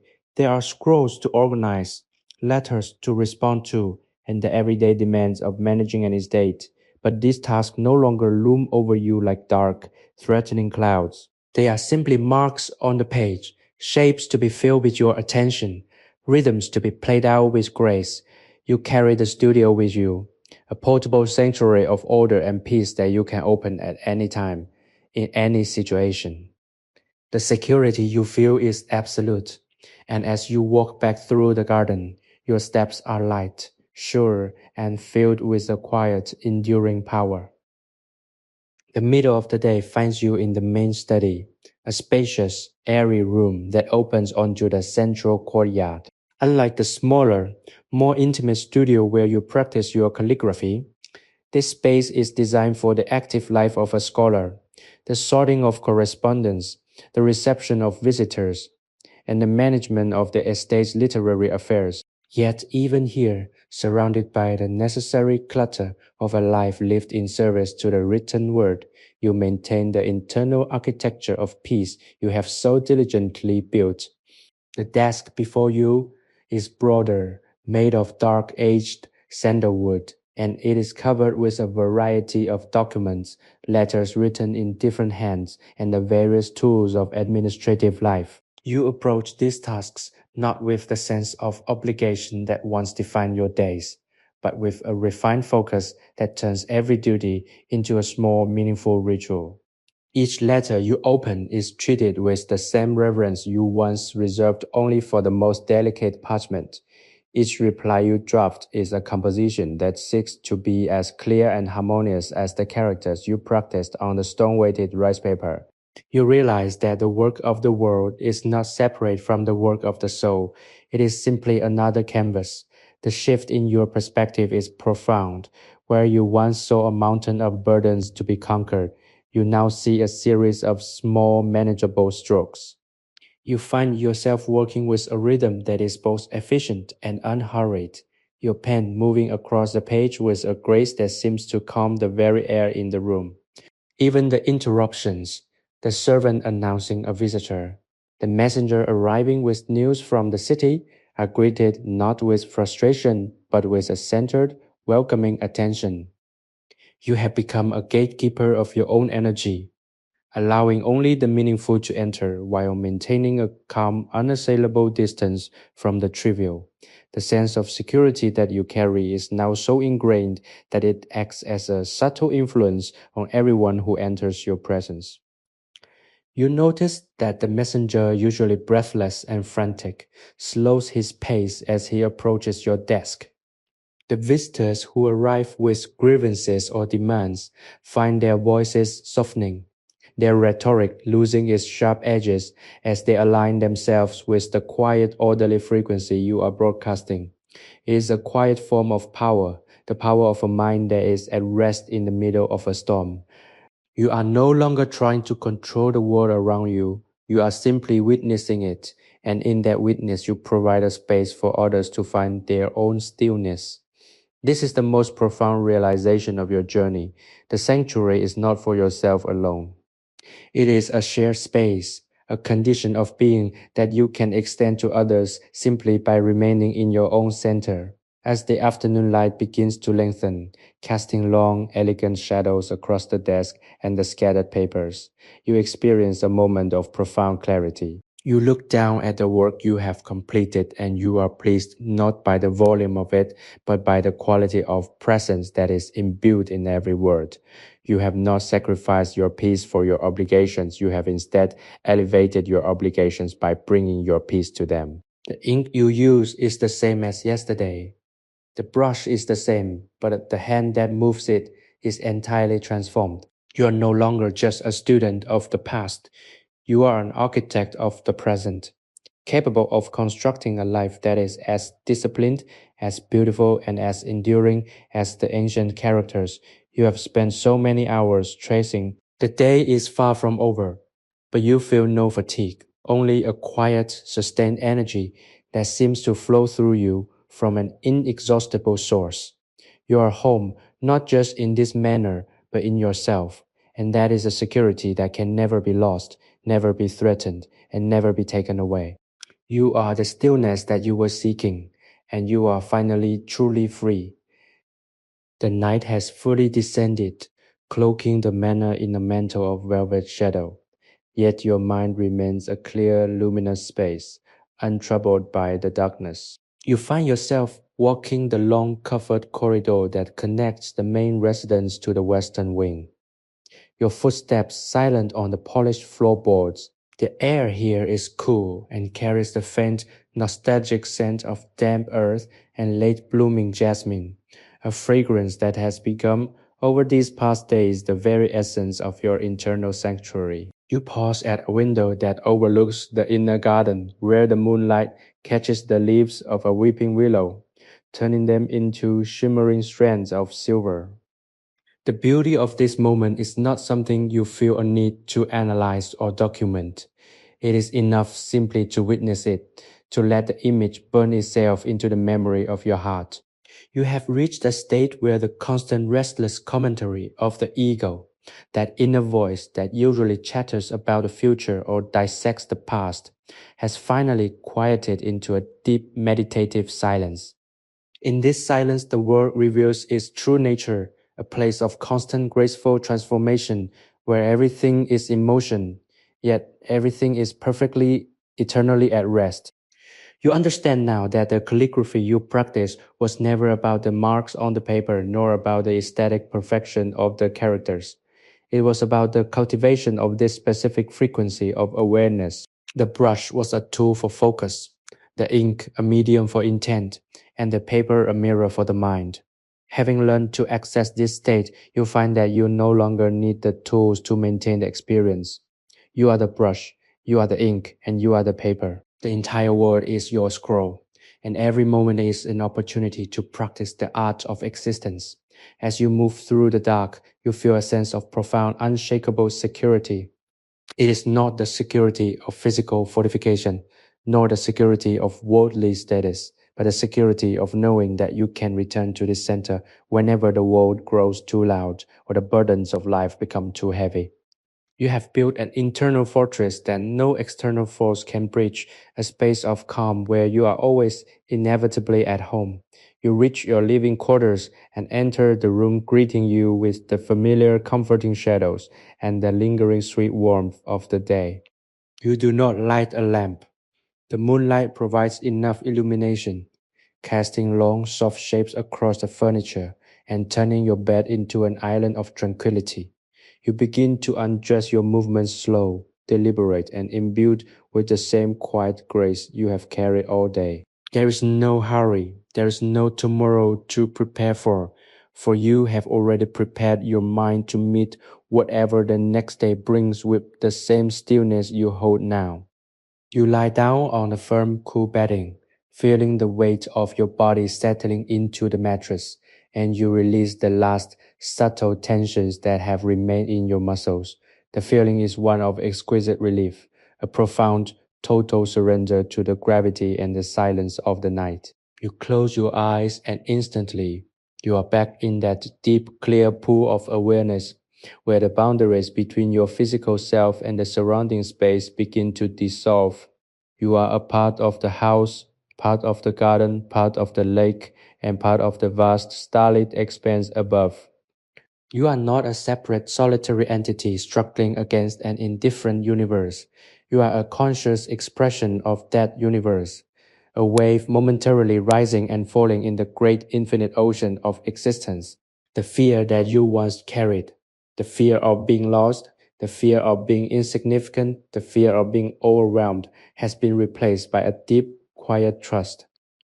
You know that you are held, that you are part of an ancient, unbroken sequence of life, and that your own contribution, however small, is a necessary and beautiful part of the whole.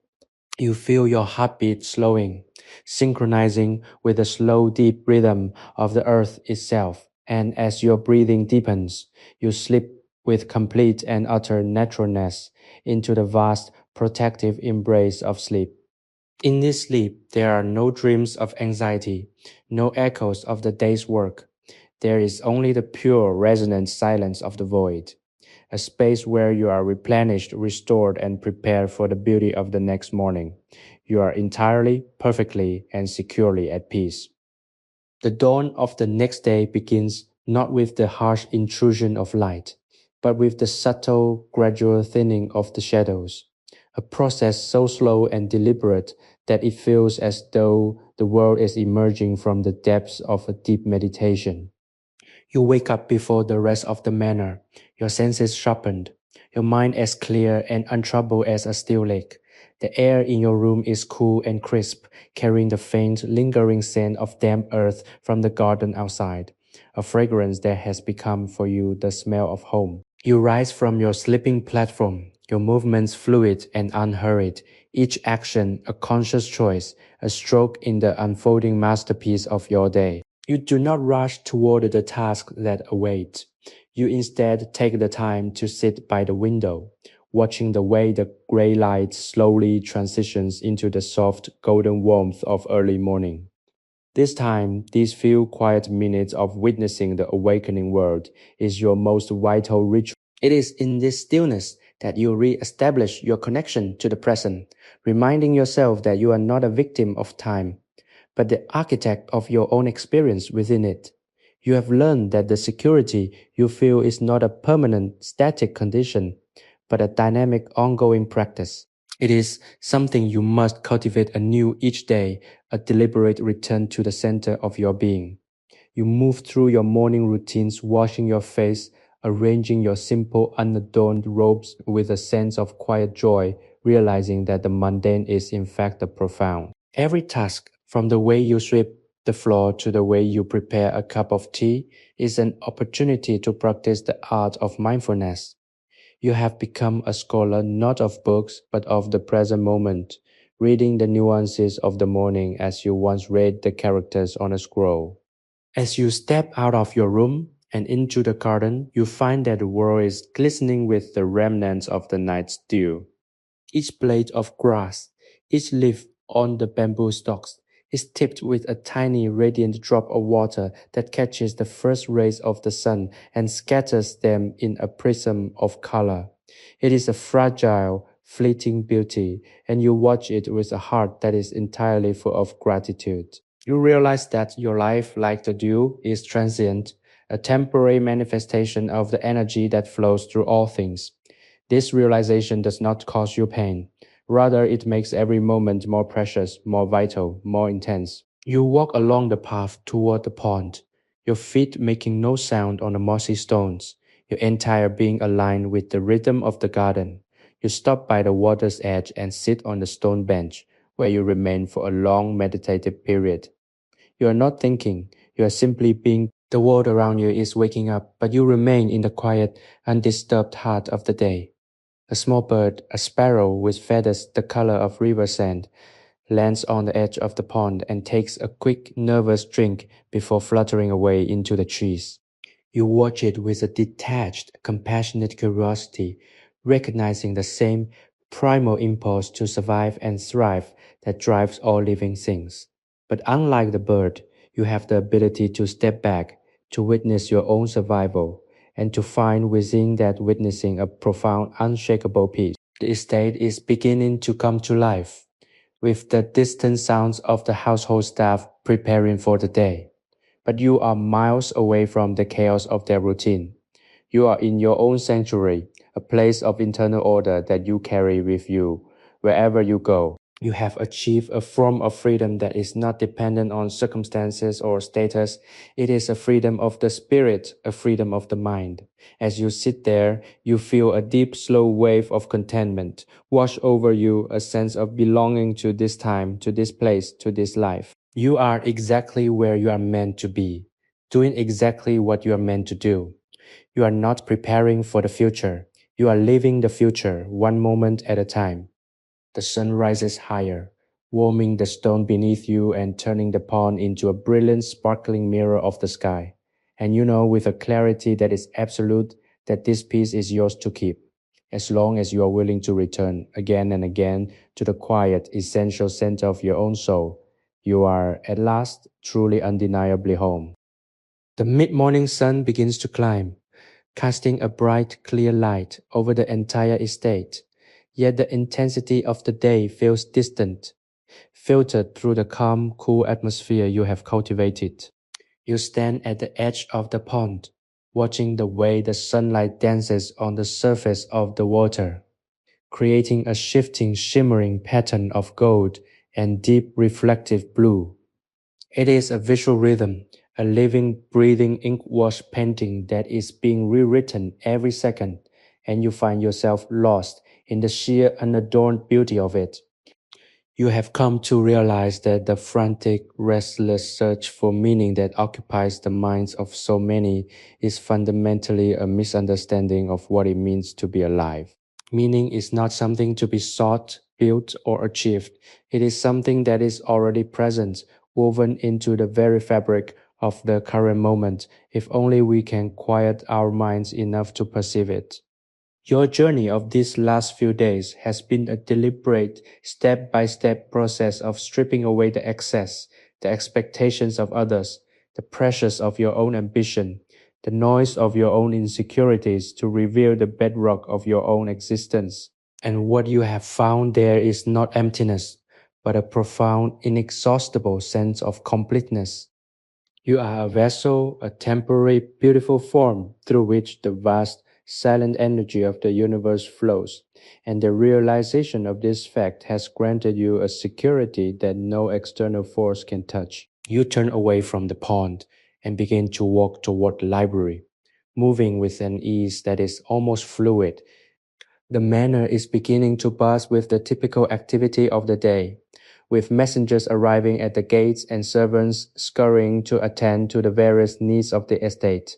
But you move among them like a stone in a stream, untouched by the currents. You find that you can engage with the world without becoming lost in it. When a servant approaches you with a request, you listen with full undivided attention. Your response is clear, gentle, and devoid of the usual harried frustration. You are in every interaction, bringing the stillness of the studio into the common spaces of the house. This is the ultimate practical application of your work, the ability to radiate peace in the midst of duty. As you enter the library, the cool, dark air, heavy with the scent of paper and aged ink, greets you like an old friend. You feel an immediate intuitive connection to the thousands of voices contained within the shelves, a sense that you are standing in a temple of human thought. You do not feel the need to read today. Instead, you find a small, comfortable chair by a window and simply sit, watching the way the light filters through the paper screens, casting soft, rectangular shapes of luminescence on the floor. You are practicing the art of sitting, which is the most difficult and the most rewarding of all human activities. It is an act of defiance against the endless driving demand to do, to be, to achieve. You are simply being, and in this being, you are fully, completely, and securely yourself. A few hours pass in this way, marked only by the shifting shadows and the occasional distant sound of a bird or the breeze rustling through the bamboo. You lose the sense of time altogether, entering a state where the boundaries of the room, the library, and even your own physical body seem to soften and blend with the stillness. You are in this moment the library, the light, the silence, and the peace. You feel a profound gratitude for the life you have chosen, for the privilege of being able to spend your time in this deep, resonant exploration of the human soul.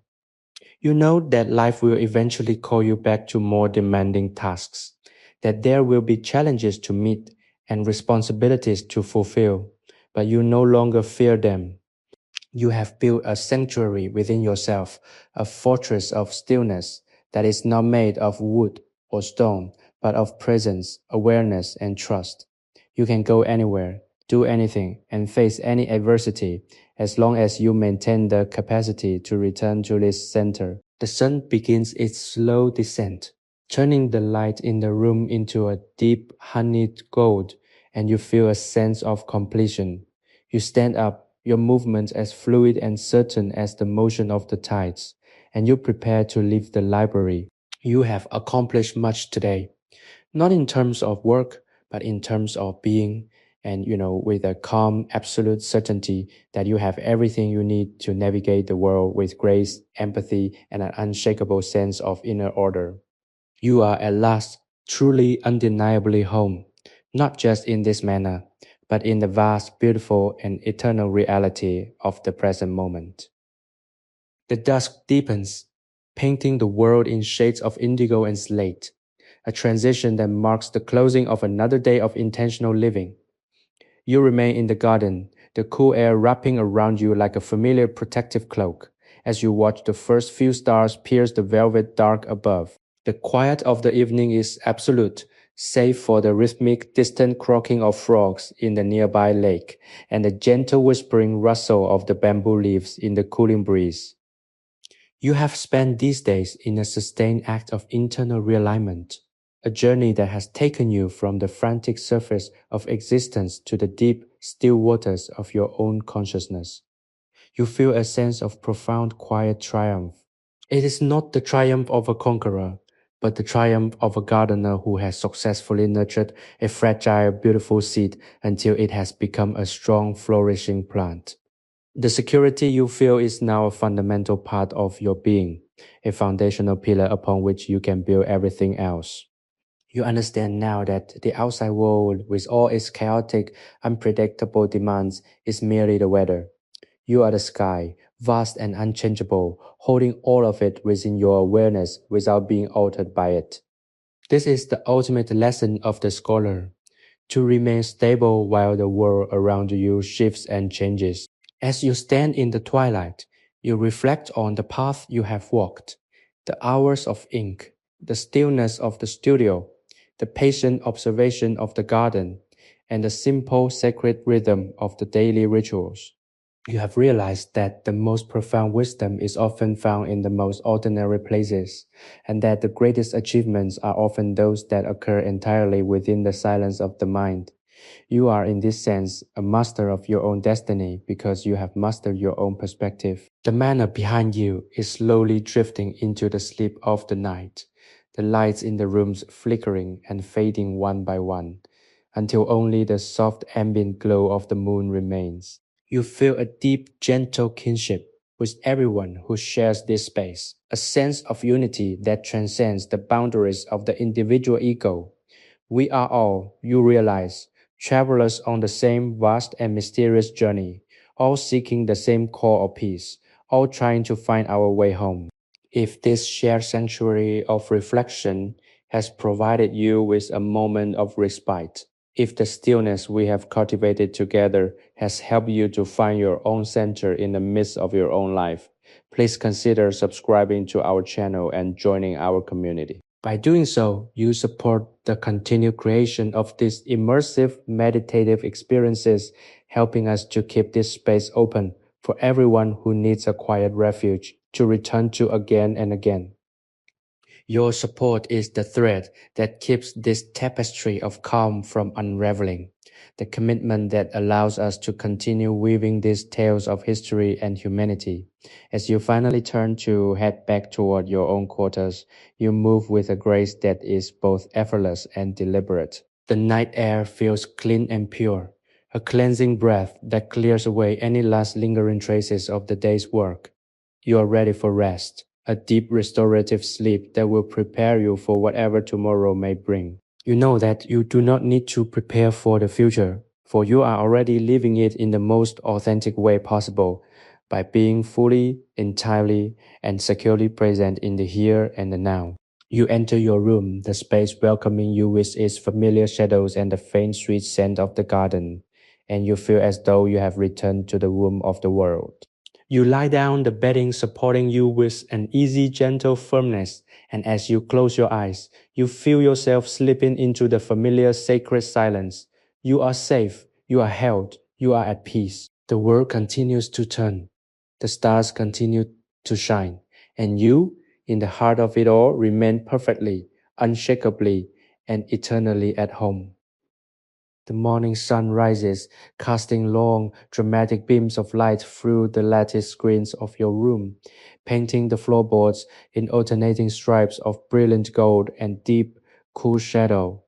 You lie still for a moment, simply observing the way the light interacts with the dust motes dancing in the air, a miniature, silent galaxy of movement that perfectly mirrors the larger rhythms of the universe you inhabit. There is no urgency in your heart, no sudden need to jump into the roles you play for the world, the scholar, the administrator, the resident of the manor. You are Before all of these things, a conscious witness, a presence that exists independent of the labels and the expectations that are so often placed upon you. The peace you have cultivated is no longer a fragile, external addition to your life. It has become the very foundation upon which everything else is built. You rise and move through your morning routines with an ease that is almost liquid, each gesture defined by a grace that comes from complete and total presence. The water you use to wash your face feels cool and revitalizing, a sensory anchor that grounds you firmly in the physicality of the moment. The cloth you use to wipe your hands is soft and clean, a simple tactile reminder of the care you bring to even the most mundane activities. Every small, seemingly trivial act, the folding of your sleeping robes, the arrangement of your books, the smoothing of the paper, is a form of meditation, a way of expressing your commitment to the beauty of the present. As you step out onto the wooden veranda, the air hits you with a sharp, exhilarating clarity, the scent of the morning garden rising to meet you like a welcome. You walk slowly along the stone path, your feet finding the familiar mossy textures of the earth with a silent rhythmic precision. The garden is alive with the sounds of the dawn, the distant melodic call of a bird, the soft rustling breath of the trees, the faint trickling sound of water somewhere deep in the foliage. You have learned that this is the true original music of the world, and that by tuning yourself to it, you can find a harmony that no human invention can replicate. You reach the edge of the pond and sit on the stone bench, the same one where you have spent so much time, and you gaze out across the water. The surface is so still, it looks like a sheet of dark, polished jade, holding the sky and the trees in a perfect inverted reflection. A dragonfly drifts across the surface, a tiny, vibrant spark of color, and the light ripple it creates spreads outward, a gentle expanding circle that touches every edge of the pond before it eventually dies away. You watch this with a feeling of profound, quiet awe. Life is a series of such ripples, a constant changing flux that is simultaneously and perfectly still at its core. You are that core. You are the stillness that allows the ripples to exist, the awareness that witnesses the beauty of the movement. The morning light grows stronger, turning the garden into a masterpiece of vibrant living color. But you remain in the cool, shaded sanctuary of your own mind. You feel no desire to move, no ambition to be elsewhere, no longing for anything other than what is currently before you. You have arrived at the destination that all seekers eventually look for, the recognition that there is nowhere to go, for you are already perfectly and completely exactly where you are supposed to be. The manor begins to wake with the soft, muffled sounds of the staff beginning their day, but you remain untouched, a quiet, immovable point in the center of the turning world. You are at peace, and because you are at peace, the world around you seems to grow calmer, as if your internal state is casting a gentle, protective light on everything you touch. You have become a sanctuary in your own right, a walking, breathing monument to the power of the quieted mind. And as the day begins to unfold in all its complex, beautiful intensity, you stand up and begin to move into the world, carrying this stillness with you, knowing that no matter what the day brings, you are never truly lost, for you always have the ability to return in an instant to this deep, resonant, and entirely secure center. You are the master of your own internal landscape, and you are forever at home. The sun hangs high in the azure expanse, a brilliant golden eye that watches over the unfolding of the afternoon. You are seated in the open-air pavilion that overlooks the winding stone paths of the manor, the structure itself an elegant piece of architecture that seems to breathe with the gentle wind. Around you, the air is thick with the scent of blooming jasmine and the faint earthy aroma of the moss that carpets the garden floor. You have set aside the concerns of the household, the responsibilities of your position, and the demands of the social order that governs the world outside these walls. You are engaging in the most radical act possible. You are choosing to do absolutely nothing. Yet, in this nothing, everything is happening. The light shifts across the floorboards with a subtle clockwork precision, tracing the passage of the hours in long geometric shadows. The leaves of the maple trees tremble in a symphony of rustling, their colors a vibrant tapestry of deep green and hints of early autumn bronze. A butterfly, with wings like parchment stained by wine, drifts near the pavilion, lands on the edge of your robe for a fleeting heartbeat, and then takes flight, its movement a perfect, unpredictable, and entirely free arc against the sky. You watch it all with a clarity that borders on the divine. You have moved past the need to interpret or define. You are simply witnessing the play of existence as it arises and passes away. This is the ultimate final stage of your practice, the surrender of the witnesser into the witnessed. You realize that there is no boundary between your mind and the garden, between the silence within your chest and the silence in the air. The you that has been cultivating this stillness is itself a construct, a lingering ghost of the old anxious ego that has finally gently dissolved into the whole. You feel a sense of boundless space opening up within your consciousness, an expansion that defies the constraints of your physical body. You are not a scholar in a room. You are the room, the garden, the sky, and the very silence that holds them all. This is a state of absolute unshakable security. When there is no self left to protect, there is nothing that can be harmed. When there is no ego left to fail, there is nothing that can be lost. You are simply the unfolding of the universe. And because the universe is eternal, you are in this understanding eternal as well. The servants move through the garden, their voices soft, their footsteps light, but they are like ghosts passing through a dream. You acknowledge them with a faint inner smile, a recognition that they too are part of this grand, shimmering display, even if they have not yet realized their own true nature. You feel a profound, bottomless love for every manifestation of life, the ant crawling on the pillar, the birds singing in the high branches, the clouds drifting over the distant mountains. All of it is precious, all of it is sacred, all of it is you. As the afternoon wanes and the light turns to the soft, dusty gold of twilight, you feel a gentle pulling back into the form, a transition that is as natural as the tide pulling away from the shore. You stand up and your body feels lighter than air, as if it is being held up by the atmosphere itself. You walk back toward the main house and every step is a prayer, every movement a benediction. You have reached the end of your quest, not by finding a secret, but by realizing there was never a secret to be found. The truth was always here, waiting for the noise to subside, waiting for you to stop searching and simply start being. You enter the quiet shadow hall of your home, and as you light a single candle, the flame casting a soft dancing glow that illuminates the darkness, you feel that you have brought the light of the entire day into this space. You sit down at your desk, pick up the brush, dip it into the ink, and instead of writing a word, you draw a single perfect infinite circle.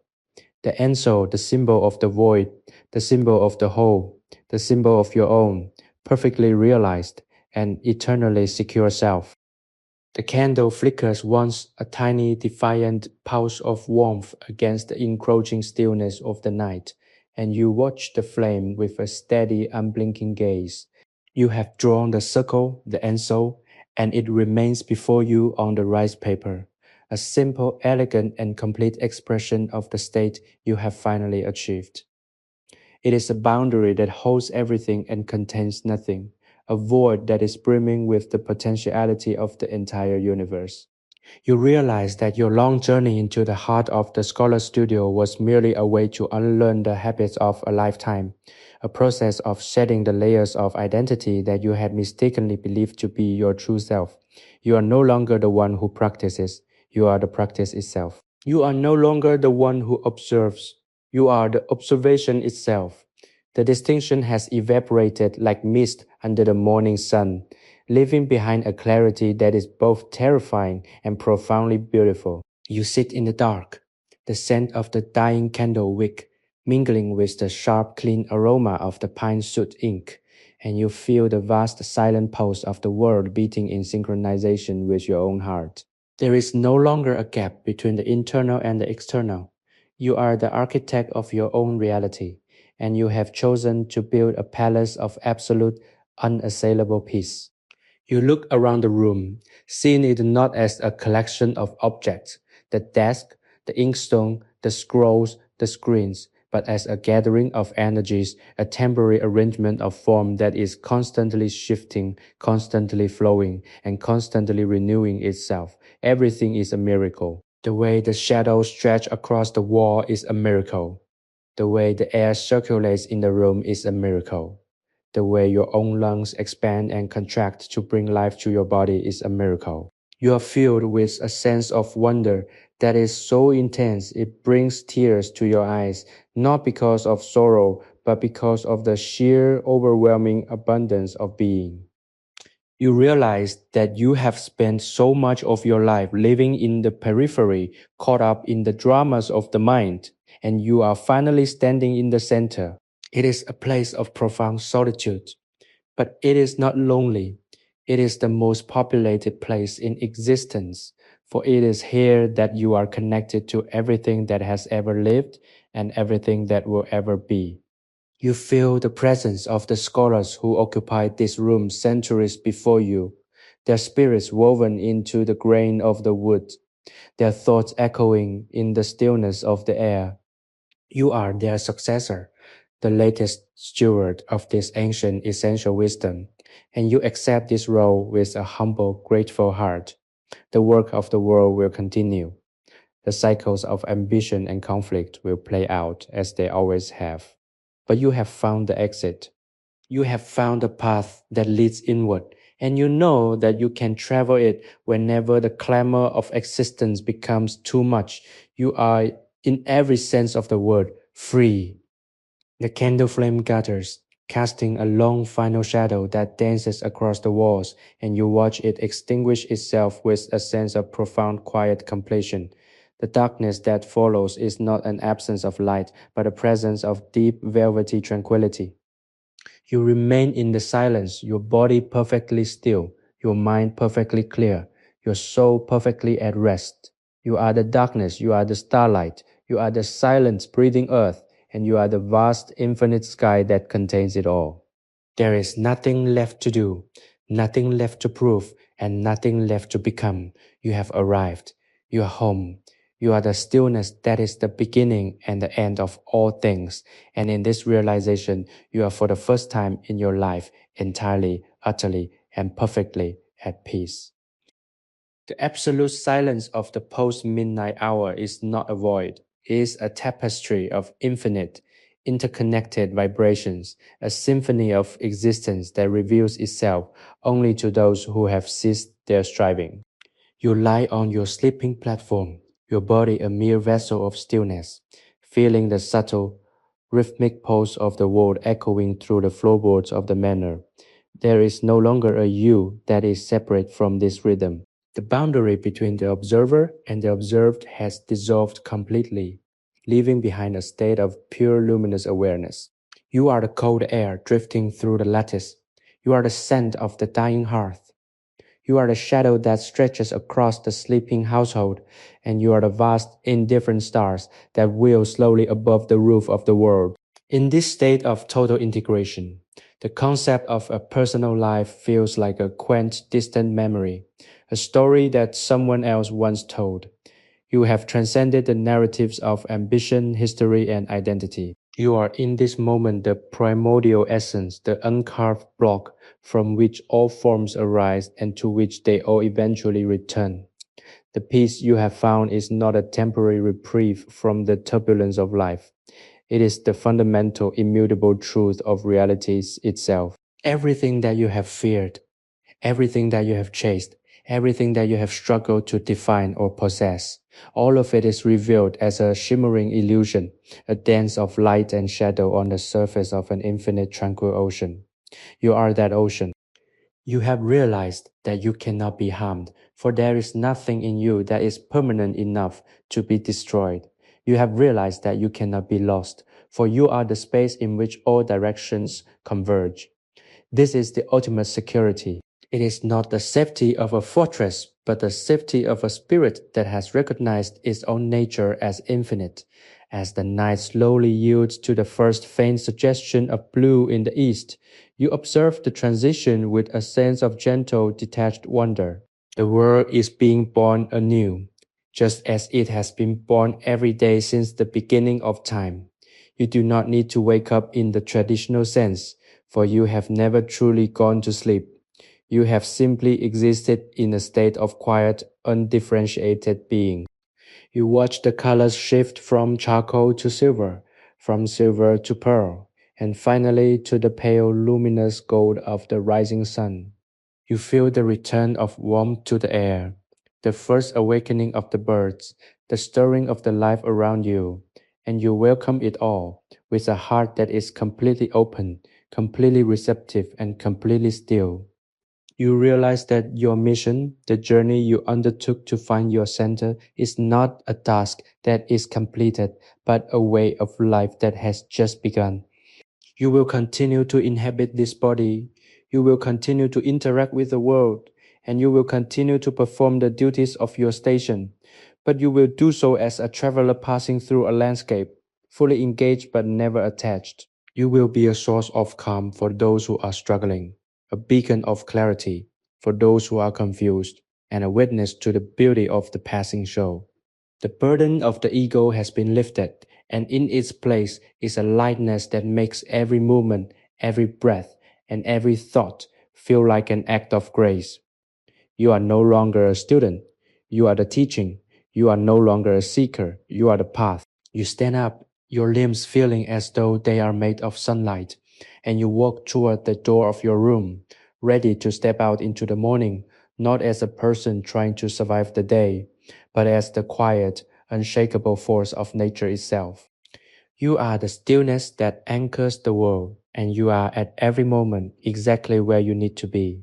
The door opens, and the world rushes in the light, the sound, the movement, and you accept it all with a smile that is as old as the mountains and as new as the morning dew.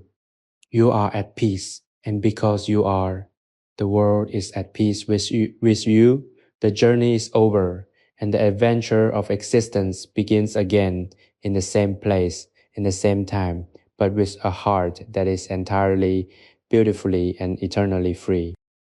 The morning air is crisp, carrying the scent of damp soil and the sharp, invigorating fragrance of pine, a smell that anchors you deeply to the earth. You walk through the garden, the dew-laden grass clinging to your robes, each step a deliberate rhythmic movement that resonates with the slow, steady heartbeat of the planet. There is no urgency in your stride, no destination you feel compelled to reach, for you have realized that the destination is entirely contained within the movement itself. You find yourself standing once again by the edge of the pond, watching the way the sunlight pierces through the morning mist, creating pillars of shimmering gold that descend onto the dark reflective surface of the water.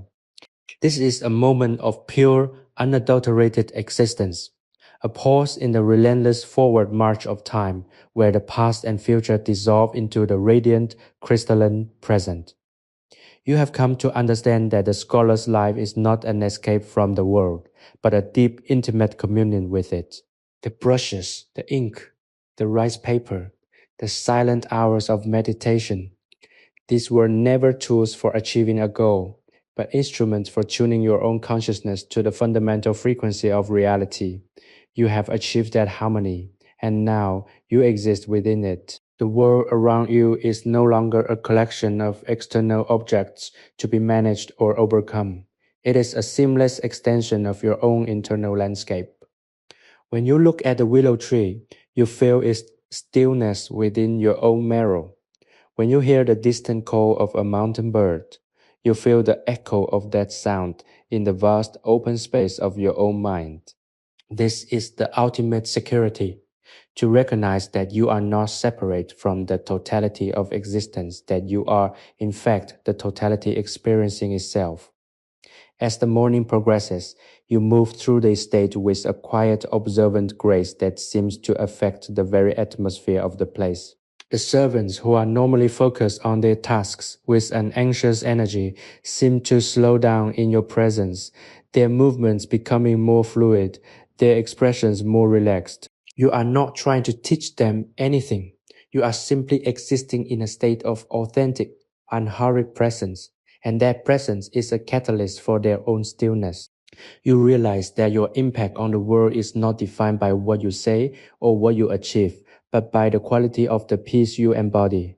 You are a living mirror, reflecting back to others the calm, centered state that they too possess, if only they were given the space to recognize it.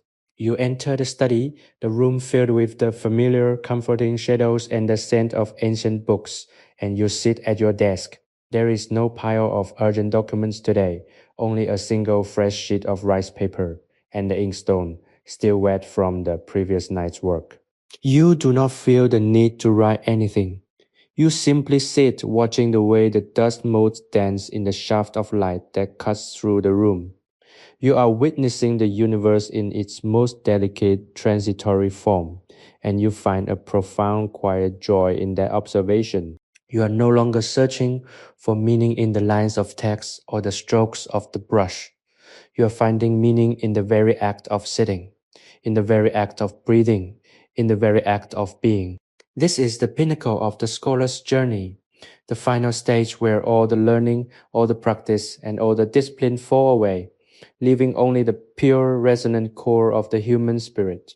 You are free from the need to know, free from the need to act, and free from the need to become. You are simply here in the eternal unfolding beauty of the present, and that is more than enough. As the afternoon light begins to warm the room, turning the wooden floor into a pool of honeyed gold, you realize that you have reached a state of total, unbroken equilibrium. You are as solid as the earth, as fluid as the water, as light as the air, and as vast as the sky. You have found your home in the center of your own soul, and you know with an absolute, unshakable certainty that you will never be lost again. You close your eyes, and in the silence of your heart, you feel the entire universe holding you in its warm, protective embrace.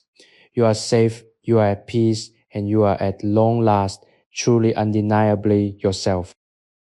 The late afternoon light stretches across the wooden floorboards of the study like long amber fingers, tracing the history of the room in the shadows they cast. You remain seated at a sandalwood desk, your posture a testament to the years of disciplined refinement, your spine as straight as the bamboo that grows outside your window.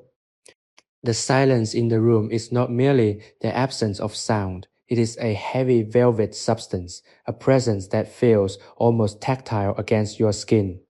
You have learned that silence is the true language of the universe, and in this deepening quiet, you find that you are listening to the very pulse of creation.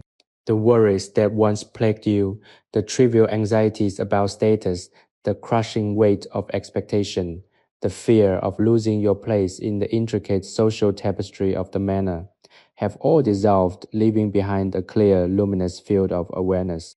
You look at the inkstone, the brush, and the blank sheet of paper before you, and you see them not as tools for an output, but as partners in a dance of existence. There is no longer a goal to reach, no masterpiece to compose, and no wisdom to transmit. There is only the brush meeting the paper, the ink flowing, the hand moving, and the mind watching it all with a detached, compassionate curiosity. You reflect on the journey you have taken to reach this place, the arduous road of introspection that led you from the noisy, demanding world of human ambition to this quiet, sequestered heart of the estate. It was not a journey across geography, but a journey across the architecture of your own ego, a process of carefully dismantling the walls you had built to protect yourself. You realize now that the most fortified walls are the ones we build around our own sense of self. the narratives we construct to define who we are and what we deserve. By letting go of those narratives, you have become vulnerable. But in that vulnerability, you have found a strength that is invulnerable to the storms of the world. You are like the open field where the wind blows and the rain falls, but the field remains the field indifferent and essential. As the sun begins to dip below the western horizon, the sky transforms into a bruised, beautiful canvas of violet and deep, burning orange, a spectacle that you watch through the lattice screen with a heart that feels as wide as the horizon itself. You are witnessing the end of the day, but you are not experiencing it as a loss. You are experiencing it as a completion, a rounding out of a circle that began with the first light of dawn. This cycle of light and dark is the rhythm of your own soul, the breathing of your own spirit. You understand now that death, like the setting sun, is not an end, but a transition, a folding of the form back into the vast, infinite reservoir of existence. This realization does not bring fear, it brings a profound, gentle relief. You are no longer trying to cling to the shore. You have learned to swim in the deep, vast ocean, and you are content to be carried by its currents. You rise from the desk, your movements slow and deliberate, and walk out into the cooling courtyard. The air is thick with the evening dew, and the garden seems to be hushing itself, preparing for the arrival of the night. You feel a sense of profound, quiet gratitude for every element of your life. The cold stone under your feet, the faint scent of charcoal smoke from the kitchen, the distant muffled sound of a bell ringing in the village below. All of these things are fragments of a single beautiful and miraculous whole, and you are an integral part of that whole. You are the gardener of your own consciousness, and you have finally cultivated a space that is worthy of the life you have been given. As you look up at the first stars beginning to shimmer in the deepening blue, you know that you are exactly where you are meant to be. The struggle is over. The striving has ceased. You are at peace. And in this peace, you have found the only security that matters, the unshakable, eternal truth of your own being. You are the stillness that anchors the world, the silence that holds the stars, and the love that flows through all things. You are finally, truly, and completely at home. The velvet dark of the night has fully claimed the manor, and the silence is so profound it feels like a heavy protective blanket wrapped around the estate. You are lying on your sleeping platform, staring up at the shadow rafters of your room. Yet your mind is not resting, it is expanding, reaching out to touch the very edges of the cosmos. The process of your internal transformation has reached a state of perfect crystalline stability. You have effectively become the witness, the silent observer that sits behind the eyes, untouched by the shifting tides of emotion or the turbulent currents of external circumstances. This is the culmination of your journey, the realization that the self you once defended so fiercely was merely a passing cloud, while the awareness that perceives it is the vast, unchanging sky. You feel a strange and wonderful detachment from the physical reality around you, not a detachment of avoidance, but of deep, radical acceptance.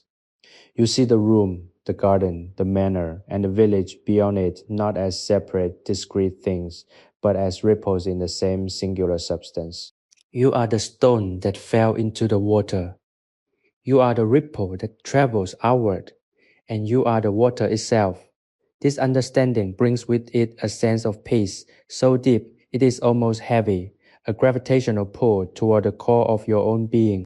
You remember the early days of your study, the frustration of the ink blotches, the impatience with the brush, the desperate, hungry desire to master the art of calligraphy. You smile in the darkness, realizing that those struggles were not obstacles to your enlightenment, but the very path itself. Every smudge on the paper was a lesson in humility.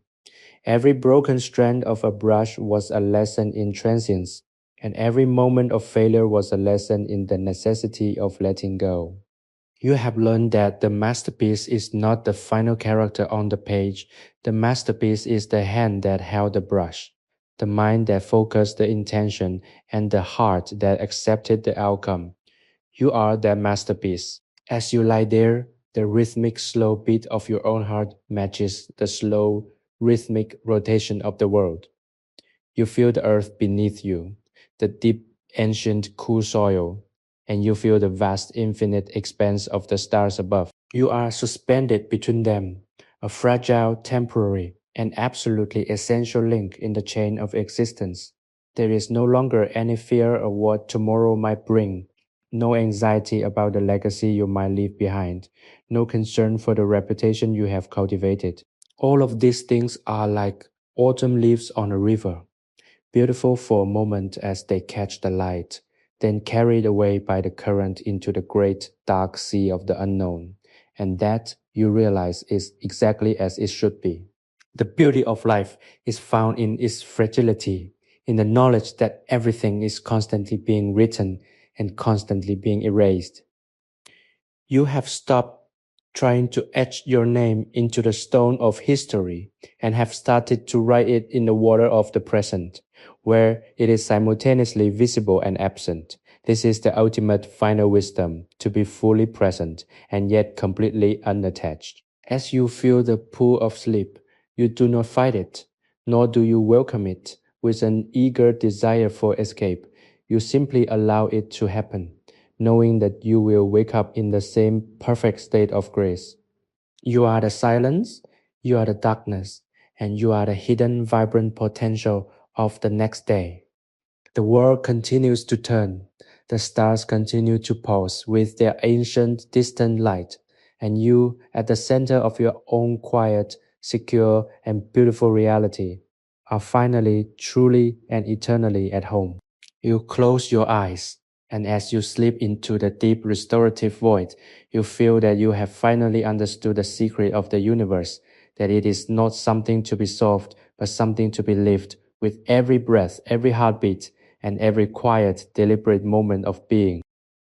The dawn does not break so much as it breathes into existence, a slow and deliberate expansion of light that turns the charcoal shadows of your room into soft, muted grays and eventually into the warm, honeyed tones of a new beginning. You are awake before the first bird calls, your eyes open to the familiar, comforting geometry of the ceiling beams. Yet, you feel as though you have returned from a journey that spanned eons. The state of consciousness you now inhabit is not one of effort or acquisition. It is a state of fundamental, immovable grace. You sit up on your sleeping platform, the movement as fluid as the shifting of light on a still pond, and you feel the weight of your own body as a grounding force, a tether to this specific, beautiful manifestation of existence. There is no longer a gap between the internal and the external. The cool morning air that touches your skin is the same as the cool air that fills the garden, the same air that sustains the bamboo and the ancient pines surrounding the manor. You are an extension of the world, and the world is an expression of you. This realization, once a fragile and flickering insight, has hardened into the diamond-clear bedrock of your reality. You rise and prepare for the day with a reverence that borders on the holy. The water in the basin is cold, and as you splash it onto your face, you feel the shock of it, the pure raw sensation of being alive, of being a sentient feeling form. You dry yourself with a piece of rough unbleached linen, the texture of the fabric a tactile reminder of the simplicity you have chosen. You dress in your robes, each knot and tie a conscious meditative gesture until you are fully perfectly ready to meet the day. Stepping out into the garden, you find the world waiting for you in its most pristine state. The dew is heavy, each drop a tiny spherical lens, reflecting the entirety of the garden in miniature. The trees, the sky, the distant hills, and even your own tall, thin silhouette. You walk along the path, your feet moving in silent harmony with the earth, and you feel the immense, quiet power of the ground beneath you. You are not a guest in this garden. You are a part of its biology, a part of its slow seasonal clock. You stop at the edge of the pond where the water is so perfectly still it looks like a sheet of dark polished obsidian. You see your reflection, a face that is older perhaps than when you began, but lines of worry have smoothed away into a map of quiet, patient wisdom. You do not look at it with vanity or judgment. You look at it with the same compassion you would offer to a weary traveler. You are simply a vessel, a temporary shape that the universe has taken to observe itself. The sun begins to crest the distant mountains, casting a long golden arrow of light across the garden, illuminating the tips of the bamboo and turning the mist into a glowing ethereal vapor. It is a moment of pure blinding beauty, and you stand in the middle of it, letting the warmth soak into your skin, letting the light fill the open spaces of your mind. You have reached a place where the concept of time has lost its sharp edges. There is no urgency to be elsewhere, no fear that this moment will pass. For you know that the passing is the beauty. You have learned that the struggle to hold on to a moment is exactly what prevents you from truly inhabiting it. You release all desire for permanence, and in that release, you find the only true security there is, the security of being entirely, totally, and completely in the present. You are the stillness that anchors the world, the silent space in which all events arise and fade. You walk to the bench and sit, your hands resting comfortably on your knees, your eyes open to the shifting textures of the dawn. The household staff begins to stir in the distance, the first sounds of a wooden gate creaking, the muffled murmur of voices, but you remain as unmoved as the stone beneath you. You have learned to carry your sanctuary within you, a portable altar of peace that you can open at any time, in any situation.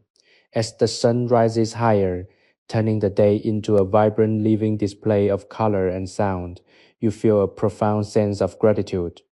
You have been given the gift of this life, this mind, and this garden, and you have finally learned how to honor that gift by simply, truly, and gratefully being.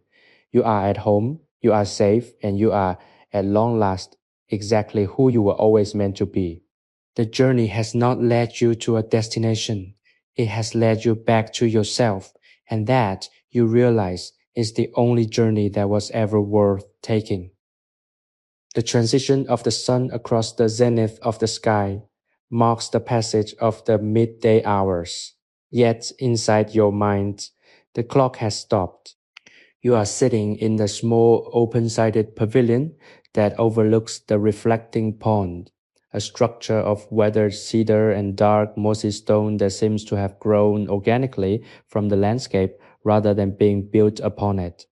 The air here is cool, perfumed with the sharp, resinous scent of the pines and the sweet, lingering fragrance of the late blooming lotuses. You are not reading, you are not writing, and you are not contemplating the complexities of your administrative duties. You are simply sitting, your presence an act of profound, intentional stillness that seems to ripple outward, settling the very atmosphere around you. The world continues its bustling, frantic pace. Messengers arrive with urgent missives from the capital. Servants move about their tasks with a hurried, dutiful energy, and the wind shifts the branches of the trees. But you are the unmoving center of this turning wheel. You have finally, definitively arrived at the realization that the peace you sought was never a destination to be achieved, but a starting point that you had merely forgotten how to inhabit. It is the natural state of the mind when it is stripped of its desperate need to categorize, control, and consume. Your thoughts, once a wild and unruly forest of distractions, have become like the surface of the pond in front of you, clear, deep, and reflective, capable of mirroring the entire world without being stained by a single drop of it.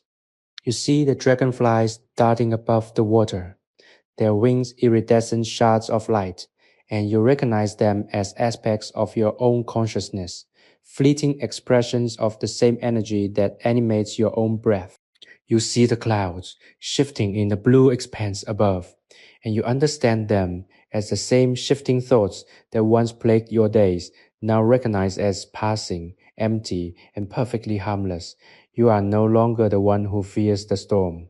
You are the sky that holds it. This transition is not a loss of self, but a vast, expansive gain.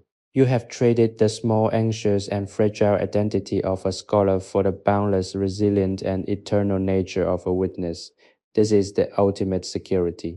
If you were to lose your books, your home, or your status, you would still be exactly who you are.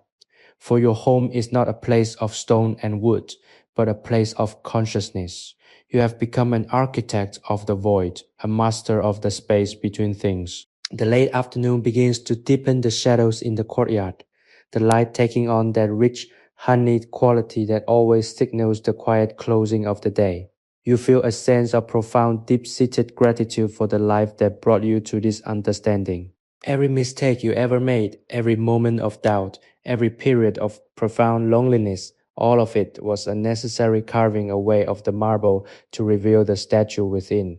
You have been chiseled by experience until there is nothing left but the essence. You stand up slowly, your joints feeling as limber and light as a willow branch, and you begin the walk back toward the main living quarters. You move with a grace that is not cultivated but inherent, your steps silent on the gravel path. Along the way, you pass a servant who is sweeping the walkway, and as you approach, he stops, leans on his broom, and looks at you. He does not say a word, but his eyes soften and his shoulders drop as if your presence has lifted a weight from his own spirit. You offer him a slight, knowing nod, a silent acknowledgement that you both share in this same miraculous existence. You are not a master to be served.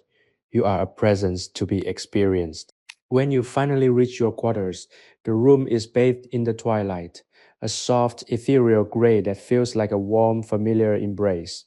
You do not reach for a lamp. You do not seek the artificial light of a candle. You are content to dwell in the gathering dusk, for in this dim, quiet space, the boundaries between your physical form and the surrounding room begin to blur and vanish. You sit on your sleeping platform, cross your legs, and close your eyes. The world of the manor, the world of the village, and the world of the vast, starlit sky all collapse into the singular, radiant point of your own awareness. You are safe, you are held, you are home, you are the silence, you are the peace, and you are the ever present now. In this state of total absolute surrender, you drift not into sleep, but into an expansive cosmic wakefulness that is as infinite as it is still. The day has passed, the night has begun, and you remain perfectly, unshakably, and eternally at rest. The moonlight pours into your room like liquid silver, turning every corner into a pool of soft, ethereal radiance. You remain exactly where you settle when the sun dipped below the horizon, your body a statue of perfect, unforced poise. The silence is no longer an external condition, it is the internal frequency upon which your soul vibrates. In this state of total meditative absorption, the distinction between your breathing and the rustling of the bamboo outside has vanished entirely. You have become an instrument through which the universe is observing itself. This is the culmination of every practice, every scroll read, every stroke of ink applied to paper. You understand that the universe is not something you are interacting with, but something you are composing with every moment of your existence. You feel the slow, steady rotation of the planet as clearly as you feel the rise and fall of your chest. You are aware of the small nighttime creatures moving in the garden, the cooling of the earth, the way the night air settles into the valleys. There is no anxiety in this awareness, no impulse to change, judge, or control.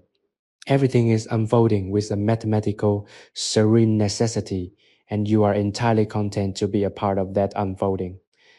You remember the person you were when you first arrived at this manor, burdened with the expectations of your station, obsessed with the clarity of your calligraphy and the correctness of your records.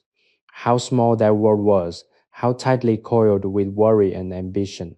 You look back at that person with a deep, infinite compassion, as one might look at a child struggling to carry a weight far too heavy for them. You have learned that the only way to carry the weight of the world is to stop trying to carry it altogether and instead become the space that allows it to exist. You are that space now. You are the vast open sky of your own consciousness, holding all the stars, all the storms, and all the quiet, clear moments without being moved by any of them. The security you feel is not a defensive posture, it is the lack of a need to defend. You have realized that your true self is not the fragile temporary vessel of the body, but the eternal, unchanging awareness that experiences it. This is the realization that renders all worldly suffering optional, a trick of perspective that you have finally seen through. As the night deepens, you feel your awareness expanding even further, shedding the limitations of the room, the estate, and the landscape. You are touching the boundaries of the infinite. It is a profound, intoxicating feeling of homecoming, a return to the source from which you emerged and to which you will eventually dissolve. You are not frightened by the prospect of this dissolution, for you have already dissolved into the present moment. You are already dead to the future and reborn into the now. The night is a long, slow tide that carries you deep into the heart of reality, a place where you are intimately, indissolubly connected to the breath of the cosmos. You find that you do not need to pray or ask for guidance, for you are already in the presence of the divine. The divine is not a figure above you, but the very silence that fills your heart, the very light that illuminates your mind, and the very stillness that holds your body. You are the seeker who has finally realized there is no goal, only the path, and that the path is not a line on the ground, but the way you walk every moment of your life. You stay in this state until the first gray hint of dawn begins to bruise the eastern horizon. You do not move to sleep, for you have found that this state of awareness is more restorative than any sleep could ever be. You are being replenished by the very act of being. As the first tentative birds begin to call, their songs piercing the silence with threads of pure, vibrant melody, you recognize their joy as your own. You are the sparrow, you are the song, and you are the listener. The world begins to reanimate, but you are not disturbed. You are the still center of the turning wheel, the unmoving point upon which all of existence pivots.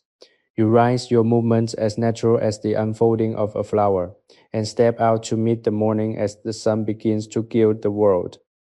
You walk to the center of the garden, where the morning light catches the dew on the moss, and you realize that your work is finally finished. You have nothing more to prove, nothing more to learn, and nowhere else to be. The ink has dried, the brush is laid down, and the scroll of your life is perfectly beautifully complete. You are the silence of the garden, the warmth of the sun, and the peace of the earth. You are finally, undeniably, and eternally home. You take a final deep breath, and as you exhale, you simply let yourself disappear into the infinite, radiant clarity of the morning, becoming the light itself.